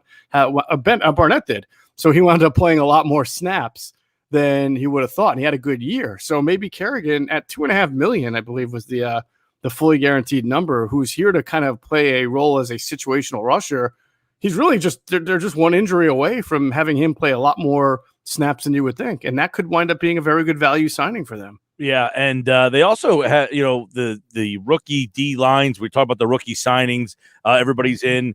Those two tackles, it'll be interesting to see what kind of roles both of those guys ended up having, because under Jim Schwartz, we know they like to rotate that defensive tackle position. Well, right now, if you're rotating that position, there's a lot of uncertainty there. Yeah, I mean, depth on the D line is questionable. I mean, you've got bodies, but do you have proven talent? You certainly are great with Fletcher Cox and Javon Hargrave as your starting two, but as we've seen before, you're one injury away then from, Hassan Ridgeway and the new guys, as you mentioned, Marlon Tuipulotu and Milton Williams, who I don't know how many snaps Milton Williams is built for to play on the inside the whole time. He's kind of a move piece that I mentioned can play tackle and end, but we'll see. But nonetheless, they have to actually be able to play at the NFL level first before you can start talking about them as viable backups. And of course, the T.Y. McGill, who is now becoming the Julian Vandervelde of the defense, right? He just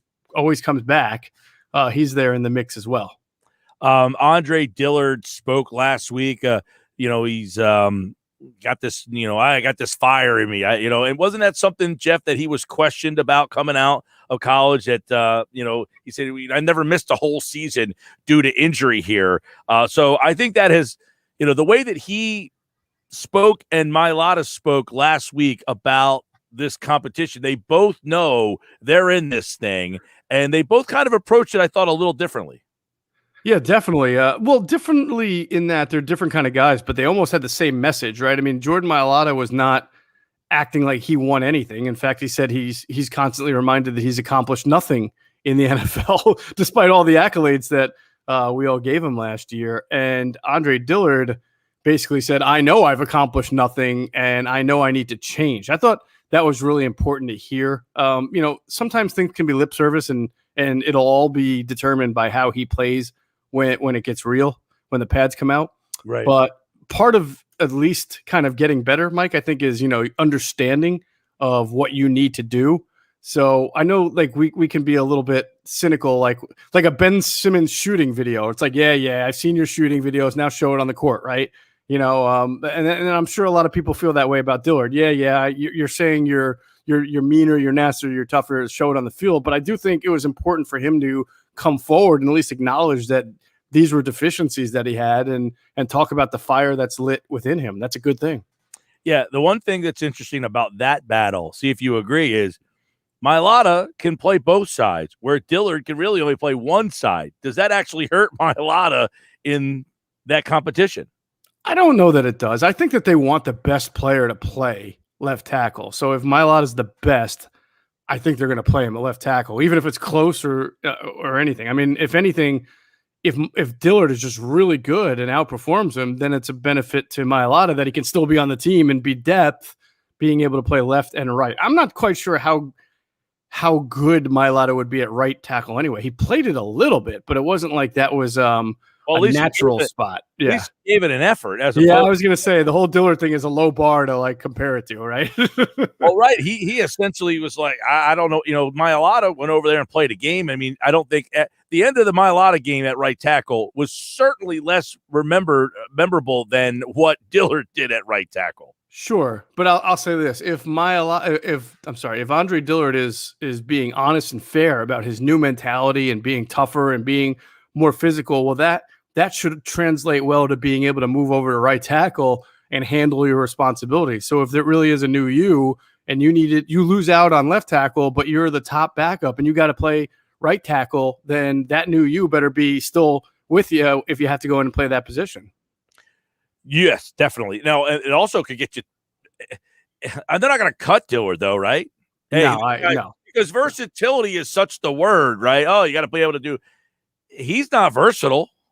Not yet, but you're not versatile until you get trained to do it, and then you can do it. So, I mean, I don't want to rule out the idea that he can never play on the right side. Like I said, if you're that committed to and you've got the fire, you should be able to do it.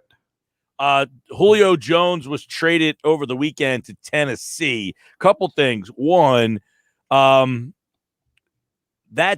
offer that they ended up taking, was that something that if Philly called and made that offer, would that have been something you'd be like, okay, I would have done it for that? Would you're asking me, would I have given up a second and a 4 for Julio, or? Yeah, I think most people would have said, "Hey, I wouldn't give up a first for him at this stage." But would you have given up a 2 and a 4? I get if I had a better cap situation, I don't think I would have thought twice about it. But I mean, to give up a 2 and a 4, and then figure out a way to work 15 million under the cap, which means you're going to have to spread it out. You're going to have to give him potential dummy years, like you've done for 6 or 7 or 8 other guys. I don't know that was worth it. You know, if I could really steal him, like how he's done before when he got Michael Bennett for a 5th and a wide receiver, or he got D'Amico for what, like a 4th and a 6th or something. Like if I could have stole him, then you just figure it out and say, hey, I got a great steal. But I don't think a 2nd and a 4 is a steal. It's still good value. Trust me. I mean, if Julio's healthy, he's a great player, and I'm not knocking Tennessee. But, you know, the guy was hurt a lot last year, and he's getting older. And if he does have a good year, you can guarantee he's going to want to redo that deal anyway. So you're kind of getting into bed with a whole lot of issues there if you do bring him on. Yeah, it's a 2023 6th-round pick from Atlanta along with Jones, and they get a 2022 2nd-rounder and a 2023 4th-rounder. So the 4th-rounder is not even next year. It's down the road, right. 2 years down the road. Does that trade help, hurt, no consequent to try to trade Zach Ertz? Well, I don't. Maybe a little bit hurt because maybe the Titans would have, because they lost Jonnu Smith to the Patriots this offseason. I'm not sure right now who their tight end is. It doesn't ring a bell with me. So perhaps they would have looked to get Zach Ertz if they struck out on Julio Jones. Different kind of players, but still somebody who could help that offense. So maybe. But, you know, you could also say it helped the Eagles, right? Because they play Atlanta week 1, and now they don't have to deal with Julio Jones. Yeah, just the compensation they got back for in terms of fielding offers from everybody. Like, hey, we got a 2nd and a 4th for Julio Jones. We want to get a 3rd for. Yeah, I'm still not sure. I mean, I feel like if the value was there for Zach, it would have been consummated by now. But you know, teams don't want to take the 8 million, right? 8 million that on the books. Yeah, $8.5 million. It's a lot.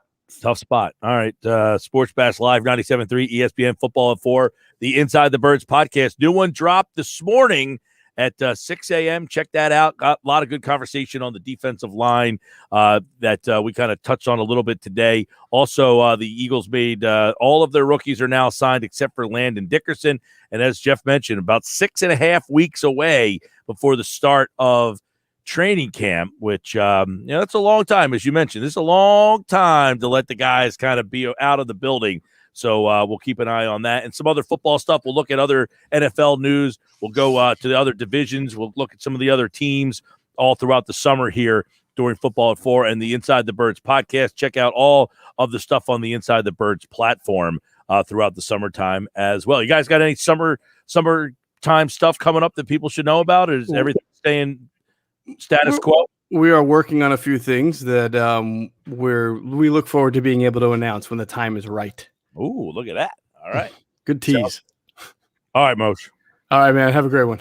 All right. Geoff Mosher, like all guests, appeared via the Boardwalk Honda hotline for today's edition of Football at 4. And, of course, we'll do it again tomorrow. Andrew DeCecco will be here. Geoff Mosher on Wednesday, Adam Kaplan on Thursday. All off season long, we will continue to talk football with you at 4 o'clock here on the Sports Bash. This hour brought to you by PropSwap, America's sports betting marketplace. Sell your sports bet, take your profit. Find out how. It's PropSwap.com or download the PropSwap app today. All right, we got Do You Remember coming up next. It's a good day. June the 7th. What happened on this day, June 7th? I got a bunch of them, including Bryce Harper, Dr. K, Dwight Gooden. All right. And there's a Flyers one in here. That's all coming up next. Do you remember here on the Sports Bash live on 97.3 ESPN, the free mobile app? And don't forget, watch the show live on Facebook, YouTube, and Twitter. Search 973 ESPN.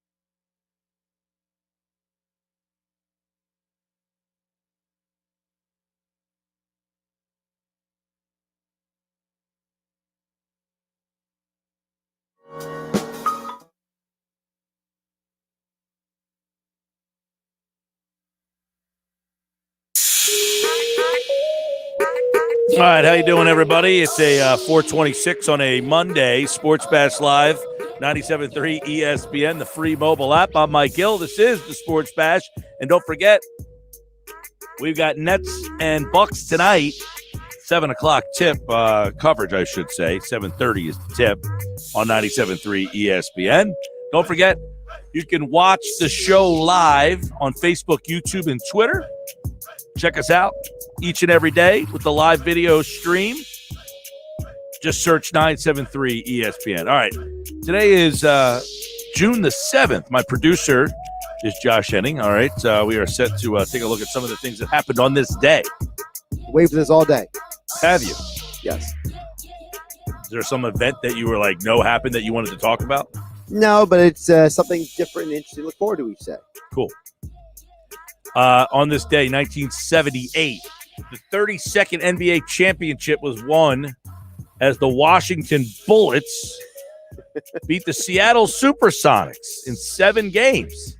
That has to be the worst collection of talent to ever play in the NBA Finals. If you go back and watch any of those games or look at those rosters, you would be like, what on earth happened? There's people listening in the younger generation are like, Seattle who? Washington what? I know, which is sad in and of itself, but It's now the Washington Wizards. If that game was to be played now, young people, that would be the Washington Wizards against the Oklahoma City Thunder. that is correct. Yes. Crazy. It's really a shame that Seattle's have a team, though. Well, you know that Kevin Durant once played for the Seattle Supersonics. Yes, he did. He was drafted It was and actually played who for. he was drafted by. Yeah. On this day, 1982, the New York Mets drafted Dwight Gooden, Dr. K, Roger McDowell, and Randy Myers, part of that 86 Mets team. But Dr. K, Dwight Gooden, on this day in 1982. You could argue that for the 4 or 5 years that Doc Gooden was running, he had one of the greatest runs of pitching ever. He was 4 or unbelievable. 5 years. Unbelievable. It's like guys like him, Koufax, Bob Gibson, Pedro Martinez, Roger Clemens. There's a handful of guys who have all had these amazing runs that you were just like, they were appointment viewing, like DeGrom is now. DeGrom right now is having one of the greatest statistical starts to a season in history. His It's ERA insane. is outrageous. It's 0.68. Yeah, that's how bad offense is. I'm not taking anything away from DeGrom. He's amazing. But the offense has gotten so bad that is now allowing pitchers to have historically great seasons. It actually makes you appreciate more Pedro Martinez's years from 97 to 2003 when he had those kind of numbers, and it was during the quote-unquote steroid era. Yeah. On this day, 1989, Wayne Gretzky wins his 9th Hart Trophy. That's the MVP. In 10 years. He won 9 out of 10. You know, like we hear in the NBA like, he didn't win it because they didn't want to vote for him at the end. Right. Gretzky was so much better than everybody else. They had to keep voting for him. It feels like hockey treated it differently. They were just like, give him the award. Who cares? Right? It should just be now, forget the Hart Award. It's the Gretzky Award. You win 9 out of 10. People that never got to see Gretzky play. That's unfortunate. That is unfortunate. Not just Gretzky, but Gretzky and Lemieux. Because those two playing in the late 80s, into the 90s, it was amazing. Well, it's weird. Like, Gretzky feels like he's so old now. But, like, I watched this guy in his prime. I watched him as a young guy. Right. To win, think about that. He won 9 out of 10 Hart trophies in an era that had tremendous talent. Sure. He was just so much better. Like you say, Jordan, he didn't win the MVP every time. And he was so much better than everybody else. Right. And that's also where basketball and hockey are different. It's almost like hockey is more they're more willing to say, you're the best. I'm not going to argue it. Whereas in basketball, it's Jordan, it's LeBron, it's Wilt, it's Kareem, it's Magic, it's Bird. In hockey, it's like, look, you may like Mario Lemieux more, but you can't deny Gretzky's the great one. 1997, on this day, the Detroit Red Wings beat the Flyers 2-1 to sweep the series 4-0. It's the 8th title in Wings franchise history. Their first since 1955. That was like the Russian Red Wings team. Yeah, You got Sergei Fedorov, and later had Nicholas Lindstrom. Had Steve Yzerman was on that team. I mean, that team. They crushed the Flyers in that series. But what's his name? Brendan Shanahan. Those games weren't competitive, like, at all. That was the one game that was competitive. They just were way too fast. They were skating around the Flyers. Flyers had terrible goaltending, too. And the ironic thing was is they crushed Washington the next year even worse than the Flyers. They just ran Olaf Kolzig and that Capitals team out of the building. How about this one? In 2010, the Major League Baseball draft was held. The Washington Nationals select Bryce Harper with the first pick.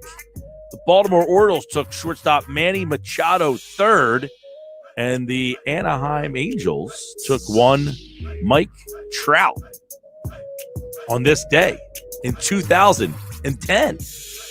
Is that one of the greatest baseball draft classes of all time? It has to be. I mean, you put Trout and Bryce Harper, Manny Machado in there, all first-round picks. You know, for a while, like the Major League Baseball draft, like the fruits of the labor were never there. Like you draft guys and then never hear from them ever. It was like 50-50 or not even. It was like 25% that you ever see a guy actually make it to the pros. Now, you routinely see draft pick. Like the Major League Baseball draft has actually become something. It's actually improved, I think, because of the fact that people's ability to evaluate talent is actually better. The problem is the talent doesn't always meet potential, but I think the talent evaluation is better today. 2012, LeBron James scored 45 points, 15 rebounds, 5 assists. The Heat beat the Celtics 98-79. Game 6 of the Eastern Conference Finals. The win evens the series at 3-3. The Heat win game number 7. They go on to the NBA Finals that year. That was the year after they lost to the Mavs. That was one of the last years also for the Celtics' Big Three before they blew it all up. 2012, yep. I got 2 more for you. Okay. All right. 2014, since boxing last night, there was a boxing match. Now, you call that a boxing match? Kind of. 2014, Miguel Cotto. It's the first Puerto Rican fighter to win the world championship in 4 weight divisions. He stopped Sergio Martinez in the WBC world middleweight title fight. Miguel Cotto was one of them guys that, like, there was a little couple of years there where there was a bunch of middleweights that were really, really good. And then Cotto hung on too long. Yeah. Well, a lot of them hung on too long. Right, but he was noticeably on too long. Yeah, him and there was one other guy who hung on way too long as well, if you think off the top of my head. But, Julio Cesar Chavez. He just kept hanging and hanging and hanging. You're just like, dude, just give it up. Yeah, Cotto at the end looked bad. He looked bad towards the end. He looked literally slow at the end. Yeah, oh yeah, he was. But for a couple of years there, he was awesome. Yeah. And last one, 2018, Stanley Cup Final, T-Mobile Arena, Las Vegas. Capitals beat the Golden Knights 4-3 for a 4-1 series win. It's the first title in franchise history. Yeah. Capitals have been trying. So many disappointments. They finally got one. And, of course, Las Vegas is in the finals in their first year ever in that one. Listen, man, that Capitals team, it was cool to see them finally win. I mean, I personally want to see Vegas win because I like some of the players on that team. But, you know, to see Ovechkin finally get the cup, it was cool. Speaking of Vegas, they are 2-2 in that series with Colorado, right? Yeah. You've got Montreal Colorado beating Winnipeg. Winnipeg 3-0 right now. Nobody cares about that series. New York and Boston's been great, 2-2. Yes, great series. And Tampa's beating Carolina 3-1. Yeah, I kind of thought Carolina would be a little more competitive, but it just seems like Tampa's got too much juice going. Vegas and Colorado are 2-2. Yeah. That's people believe whoever wins that series is going to win the cup. See? Hockey's still happening. It is. So is baseball. Bob Wankle covers the Phillies for Crossing Broad. Somebody texted in about the catcher who ran down Travis Jankowski between second and third. I'll let Bob explain it because he was there Friday night. He was there yesterday when the game took 4.5 hours. He'll explain why. Plus, I saw Bob this weekend. He was actually coaching a game. We'll get into that as well. Sports Bash.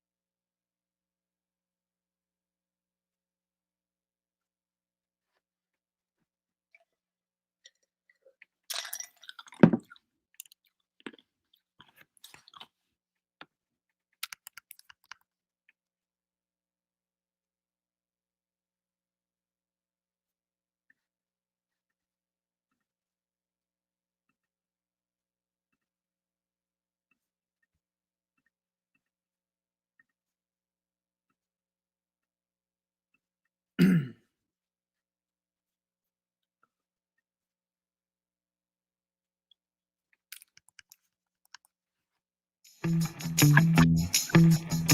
right, 20 till the top of the hour here. The Sixers have dominated the conversation with their poor play yesterday, but I don't think it was the best weekend of baseball over at Citizens Bank Park. You know, Bob Wankle was on Friday, and I asked him, the COVID restrictions have been lifted. You're allowed to have a full house now at Citizens Bank Park. And, Bob, I think there might have been more people at Mainland for your game with Triton and Mainland than there was at Citizens Bank Park on all weekend. That might have been the case, man. I got to tell you, I was blown away on Friday night. I kind of thought we would see 25, 30,000 people maybe, and we saw 15,030 on Friday night. I think they got up a tick over 16 on Saturday, and they were back in the 15s on Sunday. So I think there's a variety of things that go into that, right? The weather was a little bit hot. I think people probably headed for the shore. I think that the Phillies aren't a very good product to watch. I do think that that's definitely part of the equation. And maybe some people just aren't quite ready to get back the way that we thought they were, at least not for that product at this point. So I was surprised. I wonder if the Phillies were surprised. I would have to imagine they were a little bit underwhelmed, a little bit surprised by what they saw out there. I was going to say, I mean, is that something that they're noticing? Like, man, you know, apathy, you know, like we talked about on Friday is like, hey, at what point do you just rip the Band-Aid off and make that major move just to kind of say, look, we hear you. We know where we have been. We see where we seemingly are going, and we know we have to do something different. 15,000 people come out all weekend long. Are the fans saying, hey, this product is what it is, and we know it. You're not pulling the wool over our eyes. Yeah, I mean, people have been watching a team hover around 500, whether it be a couple games over, a couple games under now for the last 3 years or so, and I don't think people are very interested in the product. I mean, I think it's just that straightforward. I mean, you have the Sixers in the middle of a playoff run right now. They're a much more intriguing team. I think the people are kind of still waiting to see whether or not they want to invest their time and energy and money, most importantly, into this team. And right now, they really haven't given the fans a reason to believe or a reason to want to do that. And so that's why this series this week with the Braves and then hosting the Yankees this weekend for a couple games, this is a big, big stretch before they head out west and play the Dodgers and the Giants. And I think we're going to know where this team is headed this summer, probably over the next 3 weeks or so.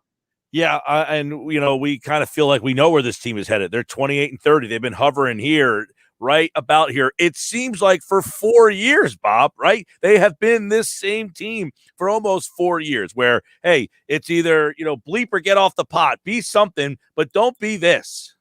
Yeah, I mean, as somebody that covers them, you know, I'm supposed to be impartial and, you know, feel kind of indifferent towards the result. But, you know, as somebody that has covered this team now for multiple years, you know, selfishly, I kind of want to see them go in a direction, you know, whether that be win 15 in a row or lose 15 in a row.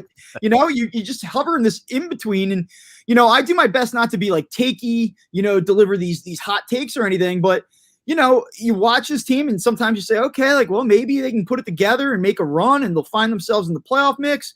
Or, you know, maybe they're just kind of fade off and be 5-6 games under. And it's just kind of tiring to watch a team be in a constant state of limbo for multiple years. And so I feel like that they're hitting this fork in the road where I'd like to see them take one direction just for the sake of everybody's, you know, entertainment and purpose and direction in watching the team. Well, and this is where sports almost has become, you know, as we saw here with the Sixers. If you're not going to be one of the contenders, you're better off being the worst. Is that the same in baseball? We were just saying on this day, 2010, Bryce Harper was the number 1 overall pick. Mike Trout was picked in that draft. Manny Machado was picked in that draft. Chris Sale was in that draft. So is baseball going down a similar path where just being this middle ground is no good?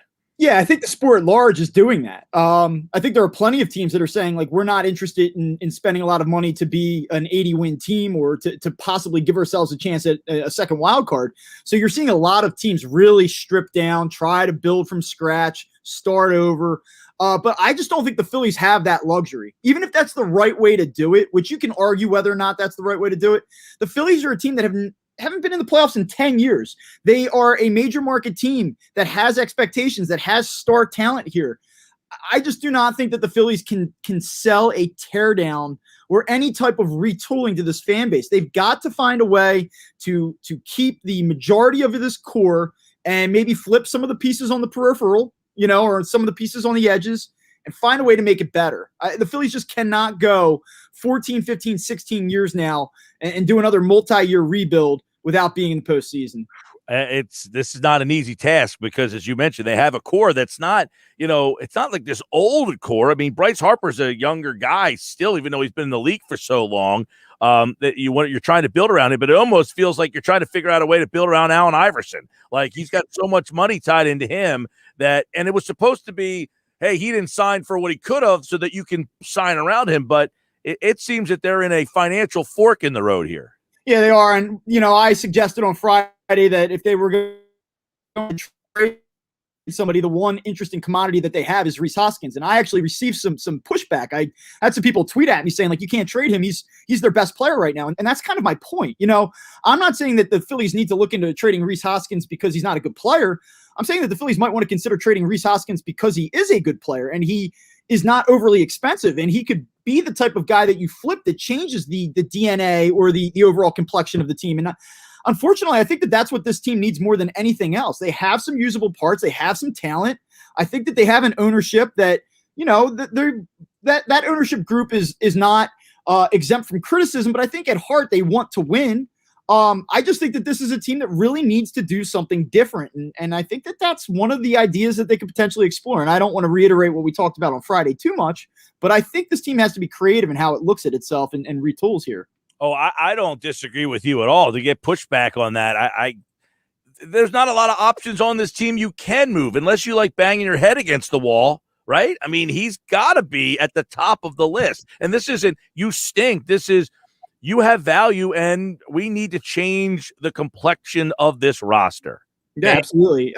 People want to trade like Andrew McCutchen. Well, I'm sorry, but Andrew McCutchen doesn't really have any value at this point. He's not going to bring a meaningful return. People want to trade Gene Segura, who's having a nice season, but again, that's not a guy that completely changes the look and the feel of a lineup or a team. You've got to do something, I think, a little bit more aggressive. And I don't know that it's going to happen in season, but I think that's one of the things that Dave Dombrowski's probably looking at right now. Yeah, definitely. Because as you mentioned, other than Bohm, Nola, I guess Wheeler, what guys can you really trade that would make an impactful difference to this roster? I mean, that's it.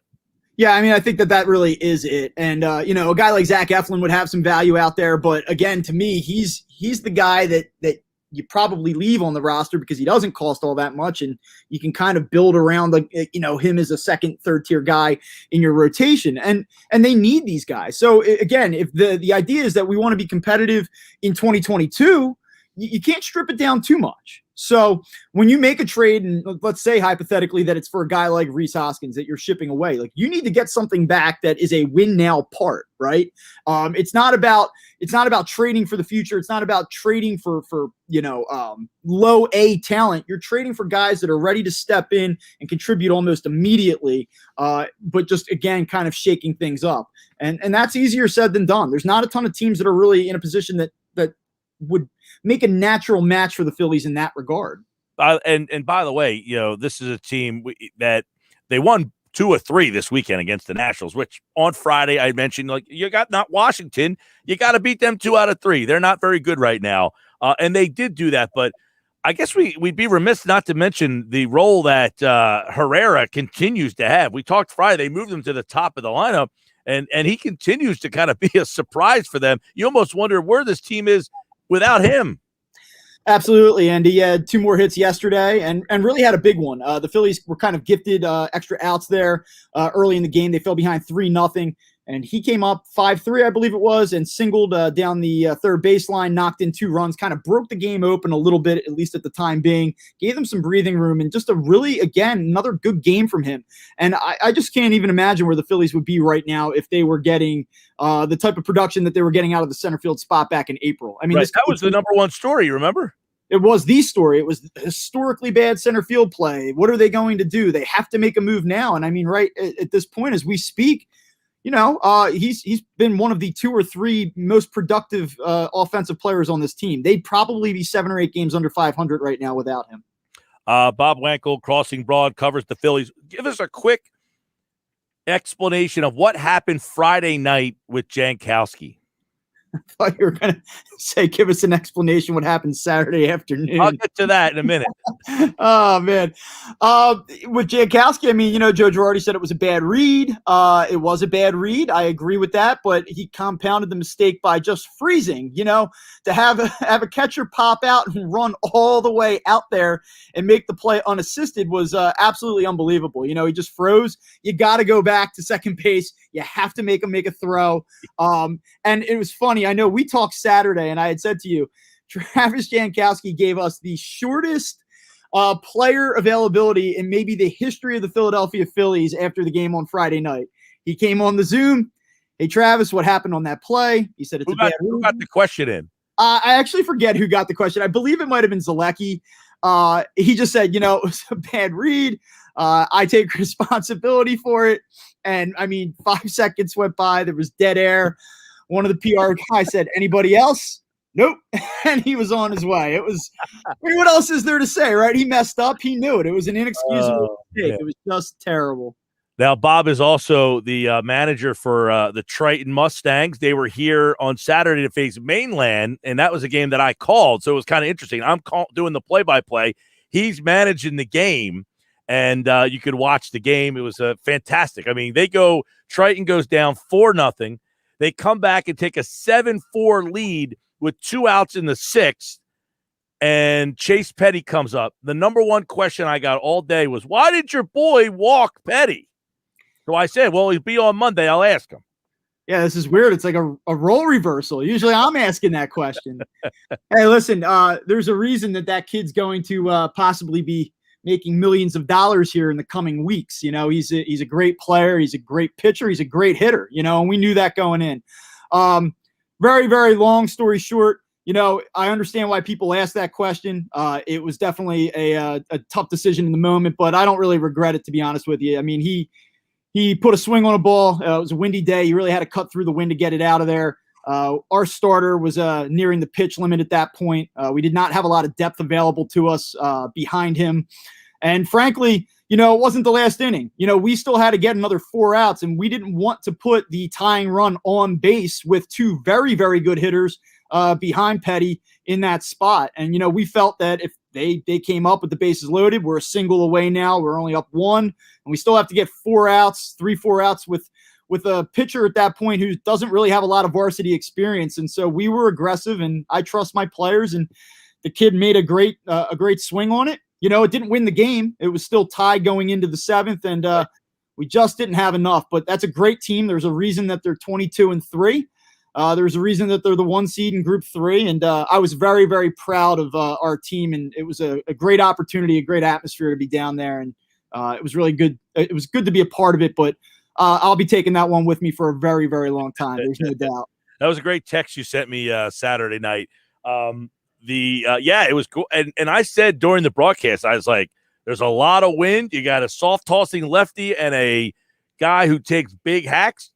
Stranger things have happened, and he pushed that thing through the wind, man. It went out like when it got through that wind the way it did, I was like, geez, that was like the perfect storm for him. Yeah, what concerned me was that it was so low. The previous inning, our catcher had taken a ball out to center field, and he kind of got under a little bit. So the ball was elevated, and I think the wind kind of was able to manipulate the ball a little bit. Center fielder out there, that Elliott kid for Mainland, made just an absolutely fantastic play, saved 2 runs. And really everybody will talk about the Petty home run, and rightfully so, but the kid out in center field, I think, saved that game for them. And Petty, by the way, made a heck of a play at second base in the 7th inning, which I for sure thought was a base hit. Yeah, from where I was standing, I thought it was too. And then I got back into the dugout, and everyone said, we thought it was through. And he showed why I think he's probably the best player in South Jersey. So credit to him. All right, Bob. Well, obviously the Phillies have an important series, as you kind of mentioned. They got the Braves coming up. We'll take a look at this Phillies week coming up at the end of the week. Phillies Braves tonight, and he, like all guests, appeared via the Boardwalk Honda hotline. I like that shirt. I'm in my summer mode now, man. Baseball season's over. I'm trying to relax. I'm trying to bring down the stress and anxiety levels here a little bit. So, we're in vacation mode now. Awesome. All right, man. I'll talk to you. All right, man. Bob Wankle, like all guests, appeared via the Boardwalk Honda hotline from Crossing Broad. He's also the Triton manager of the Triton Mustangs. That was a great game Saturday. If you didn't get a chance to see it or check it out, you can watch it on YouTube.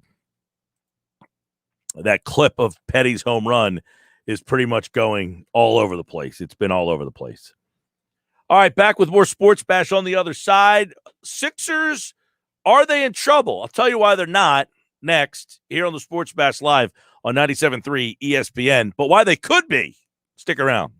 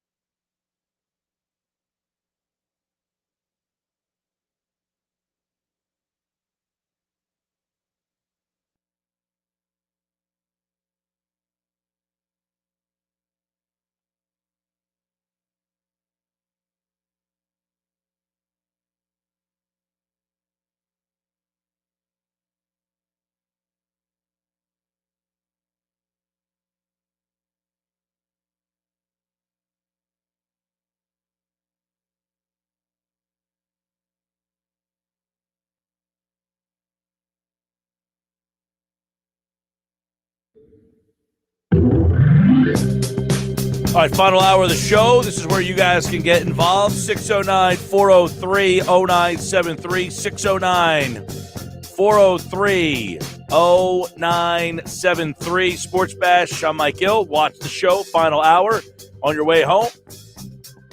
You can watch it on your smart TV through the YouTube app, Facebook and Twitter, or go to 973ESPN.com and simply watch it there. So the Sixers lose last night. So should we panic? Should we not panic? I think there's a little bit of both here. There's a lot of give and take. All right? 609-403-0973. 609-403-0973.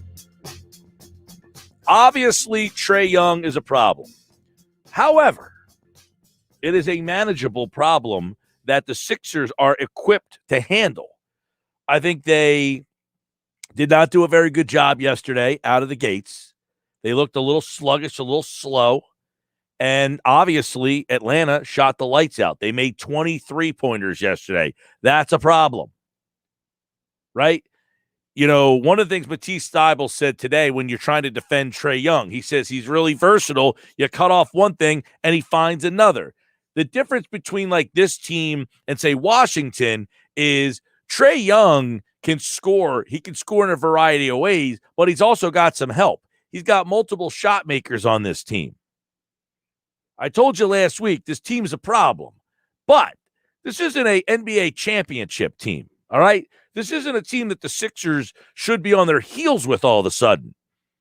A team makes 23s, you in trouble. There's no question about it. If someone's going to, if I tell you, hey, you're going to hit 23s, your team's in trouble. It's a tough game to win when the other team makes 23-pointers. Is it that simple? It's not that simple. The Sixers need to do a better job in a lot of areas. One, they have to do a better job on Trae Young. There's no question about it. But they also need to play better defense all the way around. You cannot give up 128 points when your mentality is as a defensive-minded team. This is a team, the Philadelphia 76ers, that are one of the best defensive teams in basketball. And the regular season doesn't mean all that skedazzle. It doesn't mean all that much. But that being said, they gave up 108 points per game. Only the Knicks gave up less in the Eastern Conference. The Sixers' calling card is their defense, and it failed them. That's why they lost the game. The Atlanta Hawks are a team that score 113 points a game. The Sixers score 113 points a game.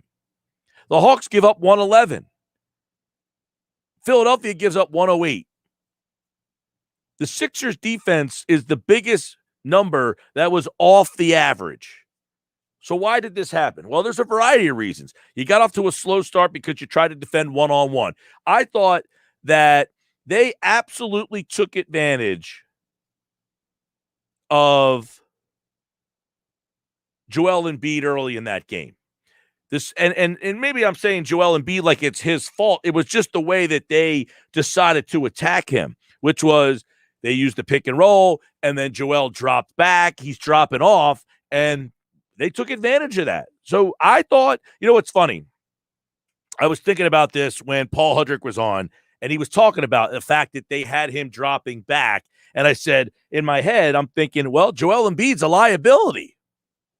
On defense against this team, he's a liability. I don't hear anybody saying to get him off the court.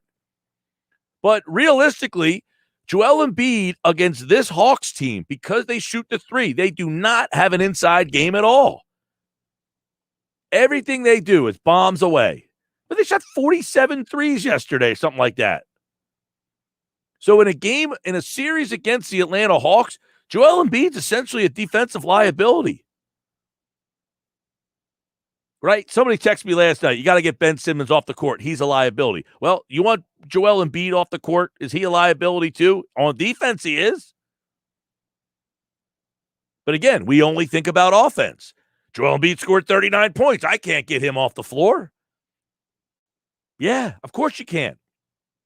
I would never consider taking him off the court because of the fact that they exploited him. You got to figure out how you can accentuate the positives.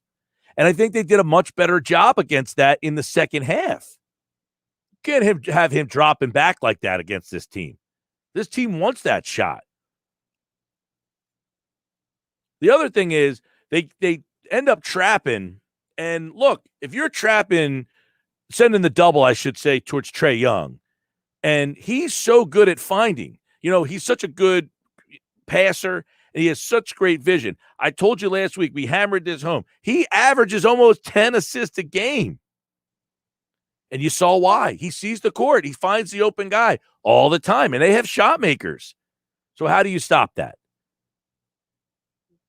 Well, for one, you got to change the looks up. You can't constantly do what you did, keep throwing different, the same guy, doubling him all the time. You got to change the angles of where the doubles. And I still think that's going to be a problem, but you can't allow any one shooter to get in a rhythm. Bogdanovich took 12 threes yesterday. Got to get him off that mark, and that corner three was absolutely devastating yesterday. Absolutely devastating. The fact of the matter is this. They're not making 23s in a game. If they do, they're probably going to win that game.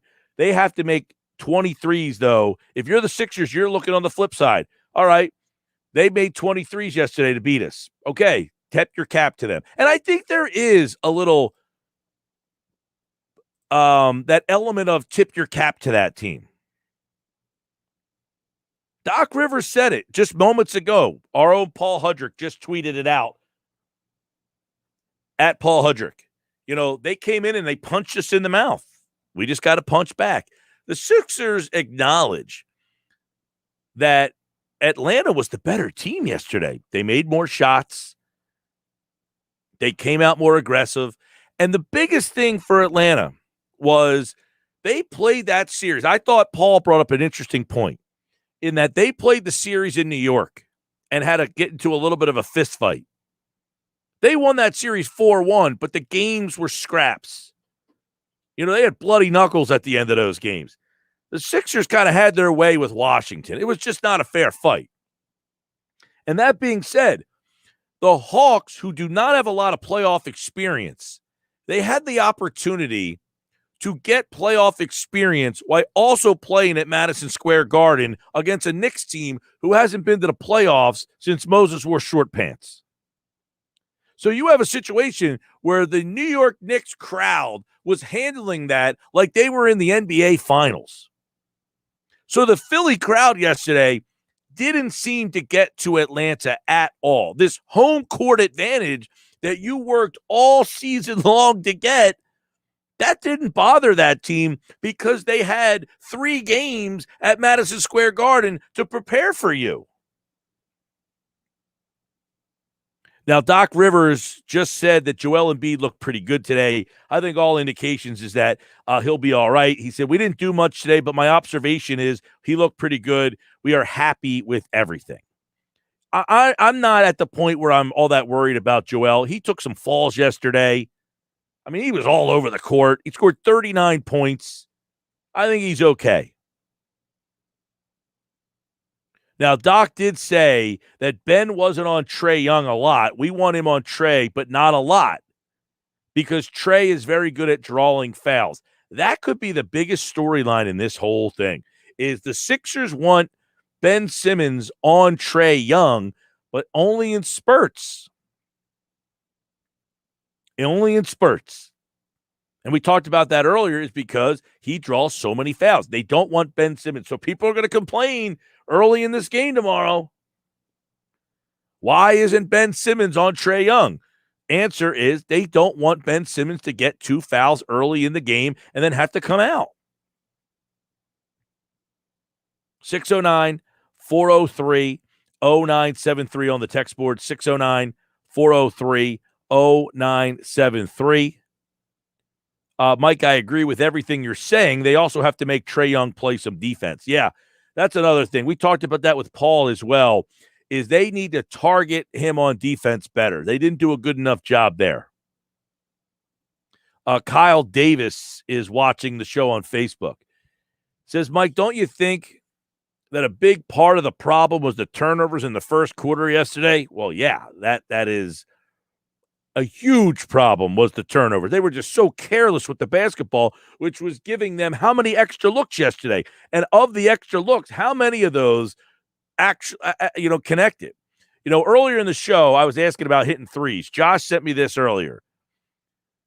The Jazz hit 16.8 threes per game. That was the best in the league. 16.8. That's number one. The Hawks hit 20. They had 20 yesterday. So even if they hit the league average, the number one league average, the Sixers win that game yesterday.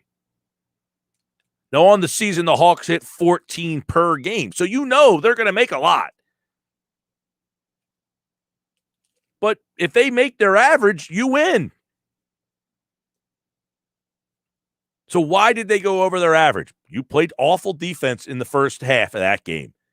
And it allowed them to get such a big lead that they went 6 threes over their average. The Sixers, by the way, make 11 threes per game, which was right about where they were yesterday. I think they made 10 in the game yesterday. They've been much better than that in the playoffs, though. But that message, and I want to continue reading what Kyle said. He says, I think the problem is playing a team like Atlanta where it feels like they can just score at the drop of a hat. You get sped up and you forget to play your own game when you start making dumb mistakes, and I saw that yesterday for sure. Well, I will say this, Kyle, and that's a good point you bring up. I thought Ben Simmons in the first series, he controlled the tempo of the game. He controlled the pace of the game. People don't value that all that much, but I didn't think he did that yesterday. I thought Trae Young, he was able to control the pace of the game. He was able to control the tempo of the game. He was the one that dictated what style yesterday. So check mark goes to Trae Young over Ben Simmons yesterday. Not even a question. That's not saying something. That's no hot take. But the area where Simmons really excels, he doesn't, he's not a big scorer. Obviously, he doesn't shoot. He's not very good at the free throw line. Those we all know. But the one area that he dominates is he allows the game to be played at the pace and speed that the Sixers want. And that didn't happen yesterday. Now you're down in that game and you got to come back. That changes the dynamics of a lot of things. Right? You get down in that game the way you did, that's going to take that away from Simmons. But while the game is in its early stages, back and forth they go, you could tell right off the bat that the offense was out of whack. And some of it is like, okay, we know that the Atlanta Hawks do not have a great option to defend Ben Simmons. They just don't have one. And Ben took the aggressive route, went to the basket, got a couple of layups early. But then the problem is they turned the ball over, the Sixers did, and they couldn't get back down that road. They couldn't keep having Ben Simmons driving down the paint. Part of it is Ben doesn't want to get fouled, doesn't want to go to the line. Plus, 3's better than 2. My buddy texted me that Ben Simmons just had to pass up a wide open layup. And I said, you obviously haven't watched them all year because he does it all the time. 3's better than 2. Ben Simmons will come down the lane. He'll have an opportunity for the layup. He'll see a guy wide open. Danny Green was 0 for 5 yesterday. Danny Green, 0 for 5 yesterday. Not ideal. I thought Danny Green had one of his worst games that I can remember in a long time. He's had clunker nights, but he's been so consistent recently. He's been so on point. He's hit a big corner 3 almost feels like every night, doesn't it?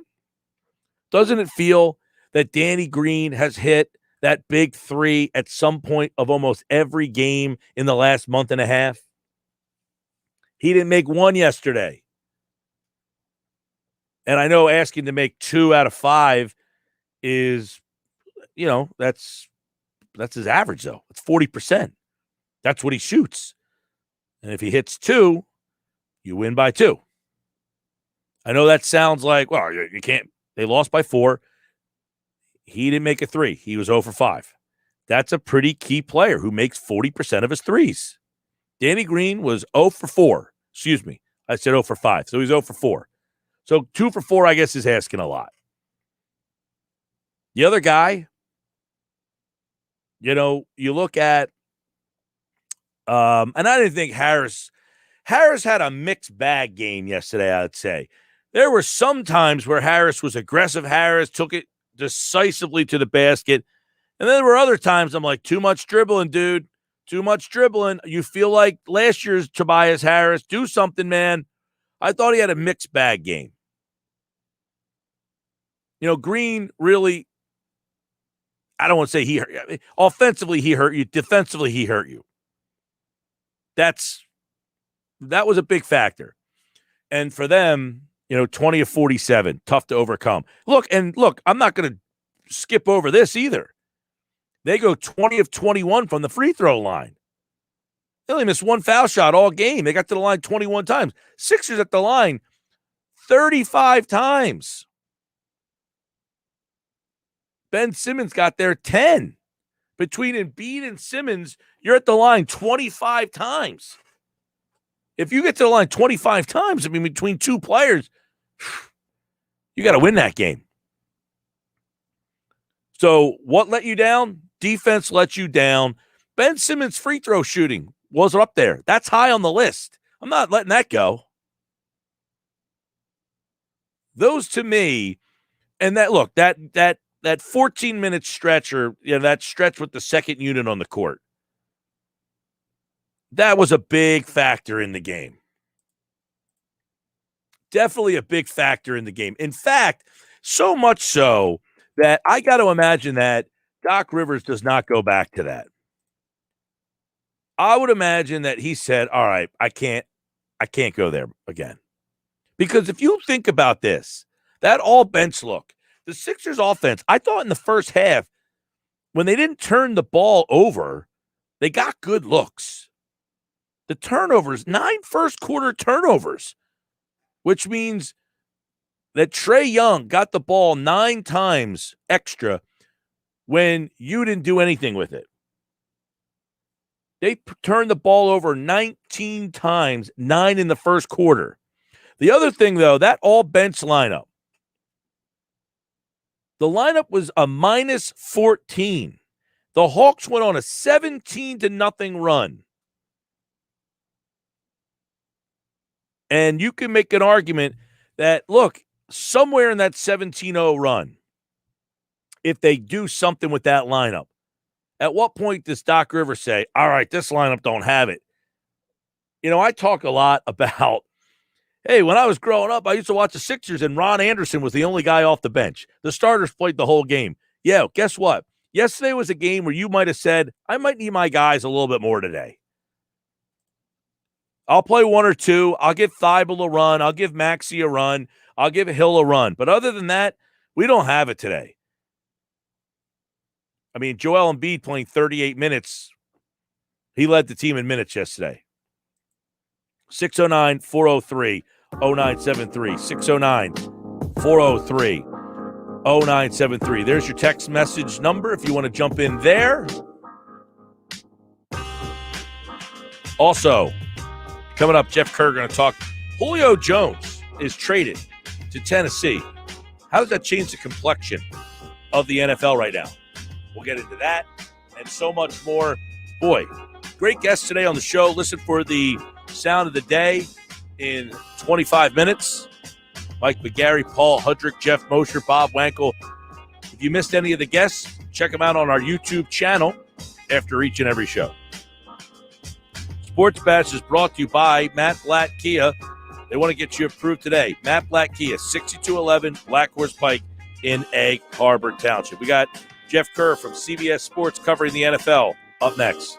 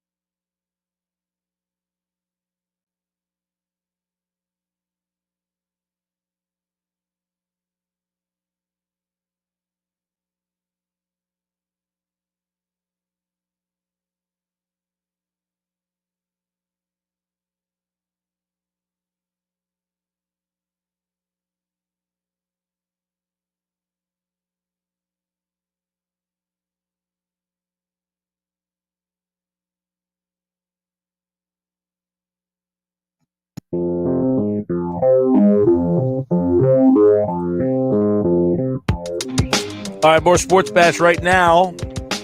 97.3 ESPN. Let me tell you about my guys over at DraftKings, the sports book. It's not only my favorite sports book, but it's also America's top-rated sports book. I love using DraftKings Sportsbook. It's very easy to navigate, plenty of instructions for new bettors, and nearly limitless ways to get in on all the action. My friends and family have been loving DraftKings Sportsbook, and I know you will too. Listen to this offer. DraftKings Sportsbook putting you courtside with a chance to turn $1 into $100 in site credits. That's right. Pick any basketball team that's still in contention and bet $1. If that team wins, you win $100 in site credits. Don't forget, DraftKings Sportsbook also offers great odds and promotions on baseball, hockey, and so much more all week long. DraftKings is safe, secure, and reliable, so you can deposit and withdraw your funds at your pace, I guess. I don't know. You cut it off. Somebody cut it off, I guess. I don't know. Download the top-rated DraftKings Sportsbook app now. Use my code 973 when you sign up to turn $1 into $100 in free credits. Bet on the basketball team of your choice to win their next game. And if they do, you'll claim $100 in free credits. That's promo code 973 for a limited time only at DraftKings Sportsbook. Must be 21 or older, New Jersey only. New customers only. Wager paid out in site credits. Restrictions apply. See DraftKings.com/sportsbook for details. Gambling problem? Call 1-800-GAMBLER. This read says they specifically would like Hunter to read that. He hasn't worked here for quite some time. God's sakes. I mean, for the love of God. All right, Geoff Kerr is here. CBS Sports covers the NFL. It was a busy NFL weekend, and we're going to take a look back at it with Geoff here on the Boardwalk Honda Hotline. What's going on, Geoff? Hey, Mike, how's it going? Of course, I joked all week. I worked the entire week. I kept telling my boss, watch Julio Jones get traded on the one day I was off, and lo and behold, he got traded on the one day I was off. So let's talk about that trade. I mean, they get a second and a fourth for Julio Jones. What you think of the compensation? Not enough. Julio Jones, I'm getting sick and tired of hearing he's 32 years old. He's on the decline. Well, he wasn't on the decline. He was sixth in the NFL amongst NFL wide receivers in receiving yards per game last year. He was an absolute stud. He had his highest catch percentage of his career at 31 years old, and you're telling me he's washed up at second and a fourth for Julio Jones? That sounds really ridiculous, honestly. I thought he at least should have been fetched for a first-round pick. But you got to look at it this way. T.O. was only traded for a fifth-round pick at one point. Randy Moss was traded a fourth-round pick at one point. So I guess you could say the Falcons got at least something of value for Julio Jones. Yeah, I mean, at 32 years old, I agree with you that I don't think he's washed. But how many more Julio Jones years does he have left in him? I would say at least 3 or 4, honestly. I think the Titans are going to get a very good 36 years old, he's going to be Julio Jones still? I think so. I think he is one of those generational type talents who's going to be good in his 30s. I mean, he showed no signs of slowing down last year outside of the injury, of the hamstring injury he had. But you got to look at it this way, Mike. If he plays a full year, he's only missed 4 games since 2013, if we're not counting last year. And he would have had 90 catches for 1,300 yards. That would have been his 7th consecutive 1,300-yard season. He's still a really good player.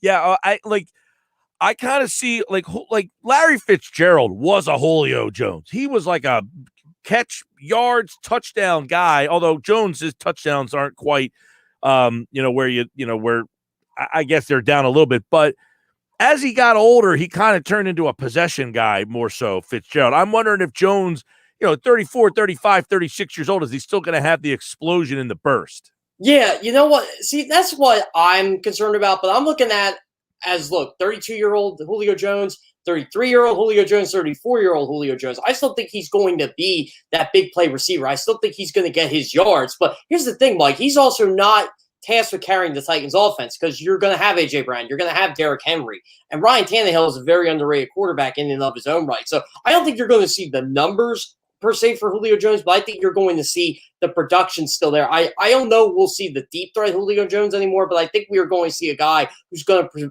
be a matchup nightmare for opposing cornerbacks in that division. How does he fit in on this Tennessee team? What's that do for their offense? Well, I think A.J. Brown's going to be the home run threat. He was, I think, third or fourth in yards per catch over the last. He's definitely top 5 in yards per catch in his first 2 years in the league. So you bring him in, you bring in Julio Jones. I think Julio Jones is going to be more of the possession guy. He's going to set up A.J. Brown for the home run threat. Honestly, it's going to benefit Derrick Henry. It's going to make him a dominant running back for another 1 or 2 years just because you got those guys up there. And he's such an upgrade over Corey Davis. Think of this, Mike. I think Mike Sando was the first one who tweeted it out. But if the Titans would have exercised Corey Davis's 5th-year option, it would have been $15.7 million. They're only going to pay Julio Jones $15.3 million. So they're getting a completely better player for less money. It's funny because this Titans team had been kind of a plodding running team, right? What are they now? I think they are a big play team. They lead the NFL in touchdowns since the 2019 season. They lead the NFL in 50-plus yard plays since the 2019 season. A lot of that has to do with Derrick Henry and A.J. Brown. Now you're bringing in Julio Jones to the here's an interesting statistic for you, Mike. You know Julio Jones has 58 100-yard receiving games since entering the league. You want to guess how many the Titans have? Less than 58. Yeah, a lot less. That's everybody. That's everybody on the Titans. That's Corey Davis, Kenny Brandt. They just haven't had that explosive receiver. A.J. Brown, I think. Green, Beckham. Yeah, exactly. Toro Green, who they somehow pilfered to Philadelphia. I don't know how that worked, but Dennis Kelly ended up being a pretty good starter for the Titans for a number of years. But yeah, that's the impact Julio Jones is going to make. He's just going to be another big play receiver for a football team that already has big play threats. You need offense to win in the AFC, and the Titans are doing that. All right, so in the pantheon of the AFC, where's this put them? I still got Kansas City at 1. I still think Buffalo's 2. Baltimore, if they had Julio Jones, I think they would have been like a 1A. I think Tennessee jumps them now. So I'm going to go Tennessee 3. Then I'm going to go Cleveland 4 and like a Baltimore 4A. All 5 of these teams can go to Super Bowl. I still think Lamar Jackson and the Ravens rushing attack and defense makes a really big deal at the end of the day. But in the AFC South, all you got is Tennessee to worry about. Tennessee's going to win 10 games. What about Indianapolis? I mean, they got Carson Wentz now. Come on. They're not a top 5 team. No, seriously, though, they made that trade thinking that they were there, right? Yeah, you would think. I mean, Carson Wentz could make them that, but if I'm not sitting here making a joke about Wentz, they made that trade because they thought the quarterback. Oh, yeah, right? Exactly. I just don't think they did enough around him.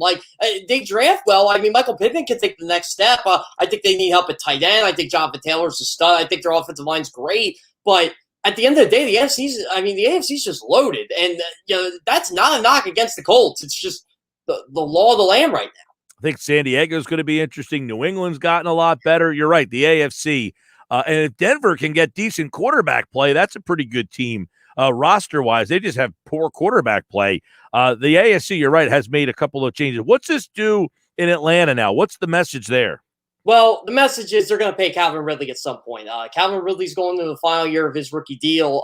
He had 1,300 yards last year. I was a big Calvin Ridley defender today on Twitter, putting up what Calvin Ridley's numbers were when Julio Jones wasn't playing this year, and they were phenomenal. He averaged 109 receiving yards per game, averaged around 11 targets per game. He's going to be number 1 wide receiver. And now you're going to have Kyle Pitts, who's going to be wide receiver 2, tight end 1.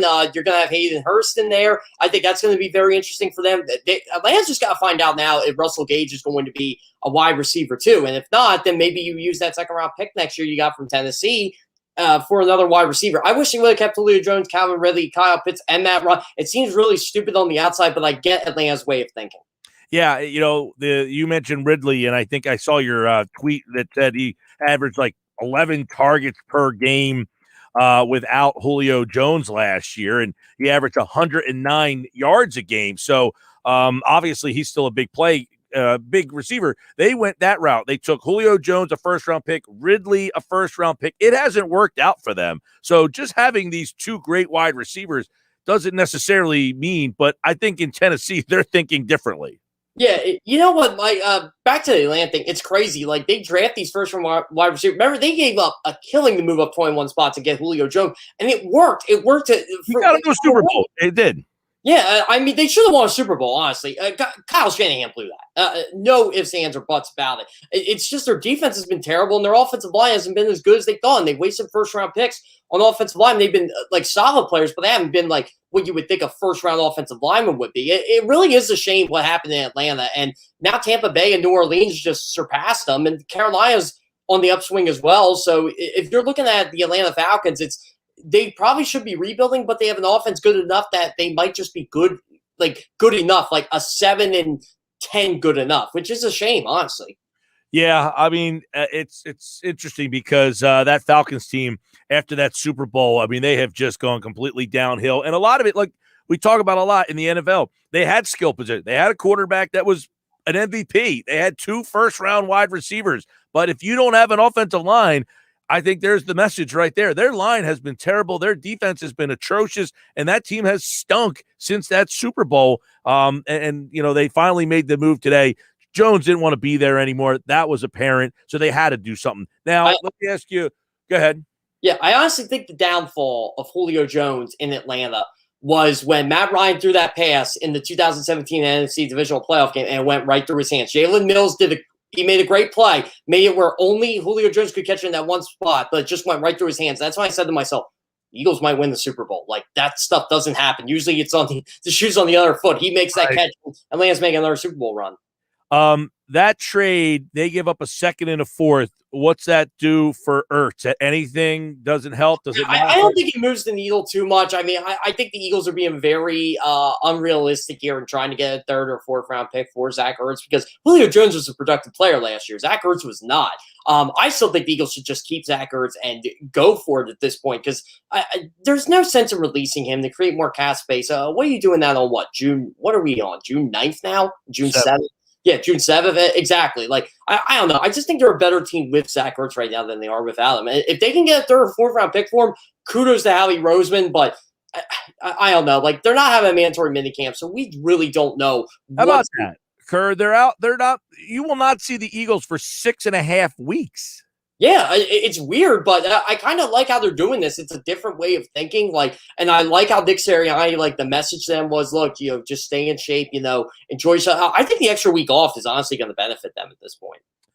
That's interesting because you might have the possibility, though, a guy showing up, maybe not in the greatest shape of their lives. Who knows? I mean, I guess you could find out who really wants to play and who doesn't, but you're giving guys 6.5 weeks off. That's You're putting a lot of trust in these guys, a lot of time away. We'll see. But I also thought it was interesting with Ertz because I said last week, well, we'll see if he shows up to the mandatory, forgetting they're not having mandatories because we're going to see if he was going to take the fine. So we'll see how serious he is about this whole situation. I think people are just assuming, though, that Ertz doesn't want to be here or that he would hold out. We don't know any of this yet. Yeah, for all we know, Zach Ertz could be in the NovaCare complex right now, like talking to them. We just don't know what's going on with this team. And honestly, it kind of buys them another 2 weeks here because remember, they were supposed to have a voluntary minicamp after the mandatory session this week. So they were going to have another 2 weeks. And it didn't even cross my mind until Friday when I got the press release from the Eagles. Were like, oh, yeah, today's it. Like, you're done. Yep. Yeah, when Sirianni spoke, he said, look, your guys are going to be gone for 6.5 weeks. And he said, oh, well, I told them they got to come back in the best shape, ready to go. What do you think of the messaging Sirianni? Does this work at the NFL level? I think it does for a first-year head coach because, again, guys are going to be competing for their jobs. This team was 4-11-1 last year. If you come in the camp out of shape, you're going to lose it. Bottom line, you're going to lose your job. This guy, he just reminds me of, he's a fun coach, but I also think he's a no-nonsense coach too, and he embraces the competition. Can you imagine if you're Boston Scott, you got Kerryon Johnson right behind you. He could add another running back at any time. It's concerning. You thought Boston Scott was going to be number 2 running back. The wide receivers, they got to compete. Dallas Goedert's got to compete. All these guys have to compete for jobs right now. Drake Kirkpatrick is visiting the Saints last week. Any interest there if you're Howie Roseman? I don't think so. I think he's too old. I actually thought Rashad Breeland would have been a cheap fix for them, but obviously he went to the Vikings, and Eagles seem to have no interest in it. I guess they're waiting on what Steven Nelson's going to do. At this point, I don't even see Steven Nelson signing for another 6 weeks. Wow. So 6 weeks, man. He's still gonna hang out there and just see what's out there, huh? Yeah, well, if you're not having a mini camp, like, what's the point? You're pretty much off for 6 weeks Well, anyway.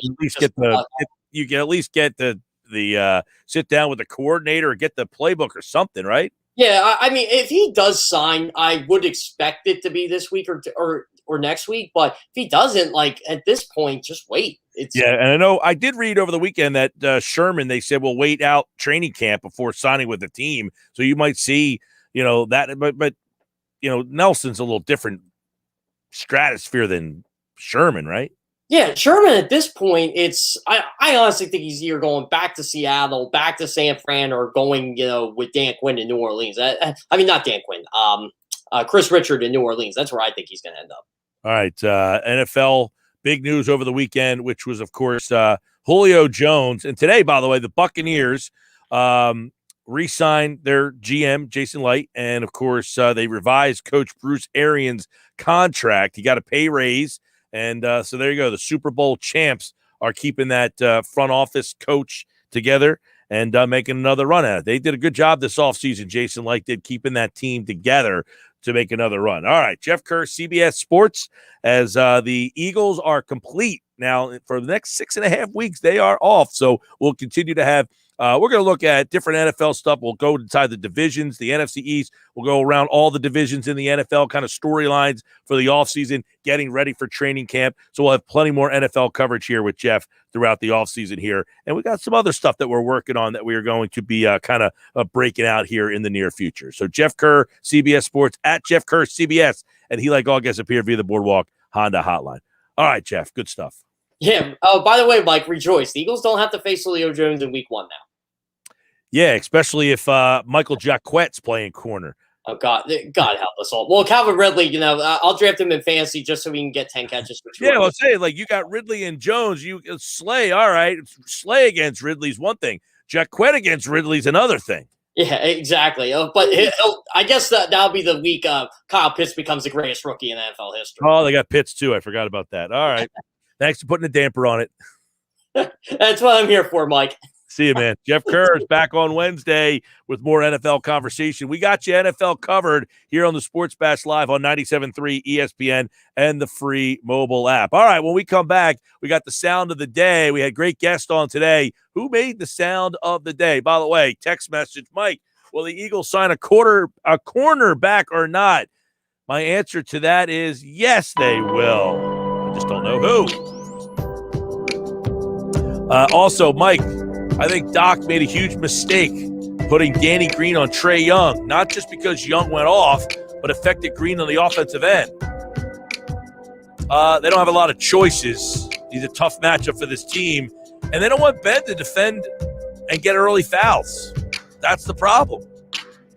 You can't have Ben Simmons get 2 fouls in the first 5 minutes of the game because Trey Young, he's really good at what he does, man. Do I think it's affecting Green's ability to shoot effectively? No, I mean, Danny Green has been in this role a lot this year where he's kind of, going around with the smaller guards. They don't like Ben Simmons chasing the smaller guards around. All right, Sports Bash. When we come back, got the sound of the day. Don't go away. Sports Bash brought to you by Matt Blatt Nissan. Now open, Blackbush Pike, Egg Harbor Township, next to Home Depot. Online, mattblattnissan.com.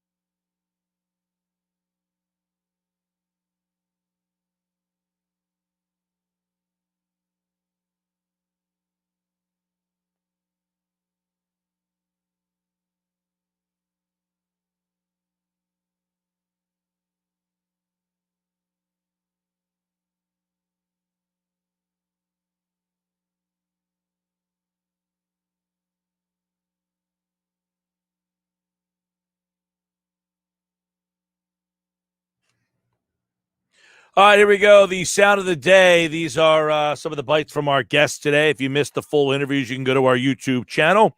Josh Henning is my producer, and he picked these bites out today. I would love to go inside the mind of Josh at why he decided on these particular clips, but maybe that's for another segment another day. All right, here we go. This is Paul Hudrick, our Sixers insider, who says pretty much the obvious here. This Hawks team is not the Wizards, and that's for sure. This ain't the Wizards. They got really good players, the Hawks. Bogdanovich is a really good player. Gallinari off the bench. John Collins has turned himself into a really good three-point shooter. You know, you go up and down that roster. Lou Williams is a guy who's playing a small role, but still very effective. And no Hunter yesterday is underrated to me. I love Kevin Hunter. I think he's a really good player. So, I mean, they are a good team. It's not just Trae Young. So, yes, it's Trae Young. He's the one who he gets it going. He's the catalyst. He sets everyone up, but they can shoot. They are a good team. Yeah, Washington was not a good shooting team. They had Bertans and Beal. Other than those two, they don't shoot the ball very well. And I think that it's the point that, listen, you mentioned this earlier, Mike. A lot of people don't watch as much NBA as we may think they do. No, I don't think they watch a lot at all. So because you and I and Paul know 100% who the Hawks are, I think a lot of people are still trying to wrap their head around what happened yesterday. And I don't think people understand that the Hawks are a good basketball team and they're not the Wizards. Well, if you heard the opening of the yesterday, they said the Hawks have been on national TV 3 times in Trae Young's career. I think it was 3. I don't know if it was 3 times this year or 3 times in their – like the Hawks are I thought it was 3 times this year, they said. It's just the Hawks are not a national draw because they haven't been very good. And realistically, before this year, they weren't really interesting until they fired Lloyd Pierce and they said, all right, Nate McMillan, good luck. And the team went on this launching point. This is Bob Wankle on the Phillies. People have been watching a team hover around 500, whether it be a couple games over, a couple games under now for the last 3 years or so. And I don't think people are very interested in the product. I mean, I think it's just that straightforward. I mean, you have the Sixers in the middle of a playoff run right now. They're a much more intriguing team. I think the people are kind of still waiting to see whether or not they want to invest their time and energy and money, most importantly, into this team. And right now, they really haven't given the fans a reason to believe or a reason to want to do that. You know, there was 15,000 people at pretty much all 3 games this weekend. Yep. You know, we talked about it on Friday. Bob said, probably like a 25 to 30,000 near sellout that first night back. They're not going. And he said, well, you know, there's a lot of reasons. They're not going, in my opinion, because this team there's no interest in this team. I think people are waiting for the Phillies to prove them wrong. You know, I use this as an example. You met my dad. My dad's not a hardcore sports fan. But my dad always says every year, the Phillies outside of 2008 will find a way to disappoint you. They will break your heart. They will disappoint you no matter what. And until they prove it otherwise, that's how my dad feels with the Phillies. And my dad walks around wearing Philly shirts. So if my dad can understand that, I think most Philly fans might feel the same way. That they look at this team, they're like, give me a reason to come to the ballpark. It's to that point where I hate to say it, but this is sports now. You either win or you got to be bad. This stuck in the middle, giving me, I win 2, I lose 2. I win 3, I lose 2. I lose 1, I win 2. No, that's not a compelling season. No, it's not. And that's like Bob said, give me a win streak. He said, win 15 in a row or lose 15 in a row. I don't care. Just be definitive. Be compelling. This is Bob Wankle on the state of the Phillies organization. I had some people tweet at me saying, you can't trade him. He's their best player right now. And that's kind of my point. You know, I'm not saying that the Phillies need to look into trading Rhys Hoskins because he's not a good player. I'm saying that the Phillies might want to consider trading Rhys Hoskins because he is a good player and he is not overly expensive. And he could be the type of guy that you flip that changes the DNA or the overall complexion of the team. And unfortunately, I think that that's what this team needs more than anything else. They have some usable parts. They have some talent. I think that they have an ownership. That ownership group is not exempt from criticism, but I think at heart they want to win. I just think that this is a team that really needs to do something different. And I think that that's one of the ideas that they could potentially explore. I agree. If somebody called me and said, we want Rhys Hoskins, I'd say, how much you giving me? Rhys Hoskins is not a centerpiece. No, he's not. And I think that it goes back to what I've heard you and Bob talk. I've talked to Frank Close the last couple of weeks as well. And I'm getting the feeling more and more that Dombrowski just needs to pick up the phone and just start making trades. Like, just, I don't mean indiscriminately, but almost flip it. They don't have anything, man. They really don't. What do you, I mean, yeah. Okay, you want Segura? Fine. Give me a double-A reliever. Give me something. I mean, yeah, if you want to, that's what I'm, but that's the point is, if you're going down the path of, but can you tell Bryce Harper we're ripping this thing apart? Can you tell JT Realmuto and Zach Wheeler we're ripping this thing apart? But you might need to make a drastic move in order to get you in a position to start being a better team. The drastic move is Hoskins. That's the most drastic, or Nola. Or both. What if you package both of them, get a huge haul in return, and that's the foundation of your future? Hey, I mean, I don't have a problem with either one at this point. I like Wheeler, though. I was a big fan of the Wheeler signing, and he has not disappointed. He's a stud. He's done great for my fantasy number baseball one team. He's on my fantasy baseball team. Hey, Brian Toporek is on game night tonight. He'll talk a little Sixers and Nets and Bucks, I'm sure. Oh, yeah. That's coming up at 6:20. Thanks to my guests today, Mike McGarry from the Press of Atlantic City, Paul Hudrick, Jeff Mosher, Bob Wankle, Jeff Kerr. If you missed them or want to hear them again, go to our website, 973ESPN.com, or check out our YouTube channel. Tomorrow we are back. Michael Kasky-Blomain with the Inside the Sixers and NBA, and a Tuesday with Thompson. Have a great night, everybody.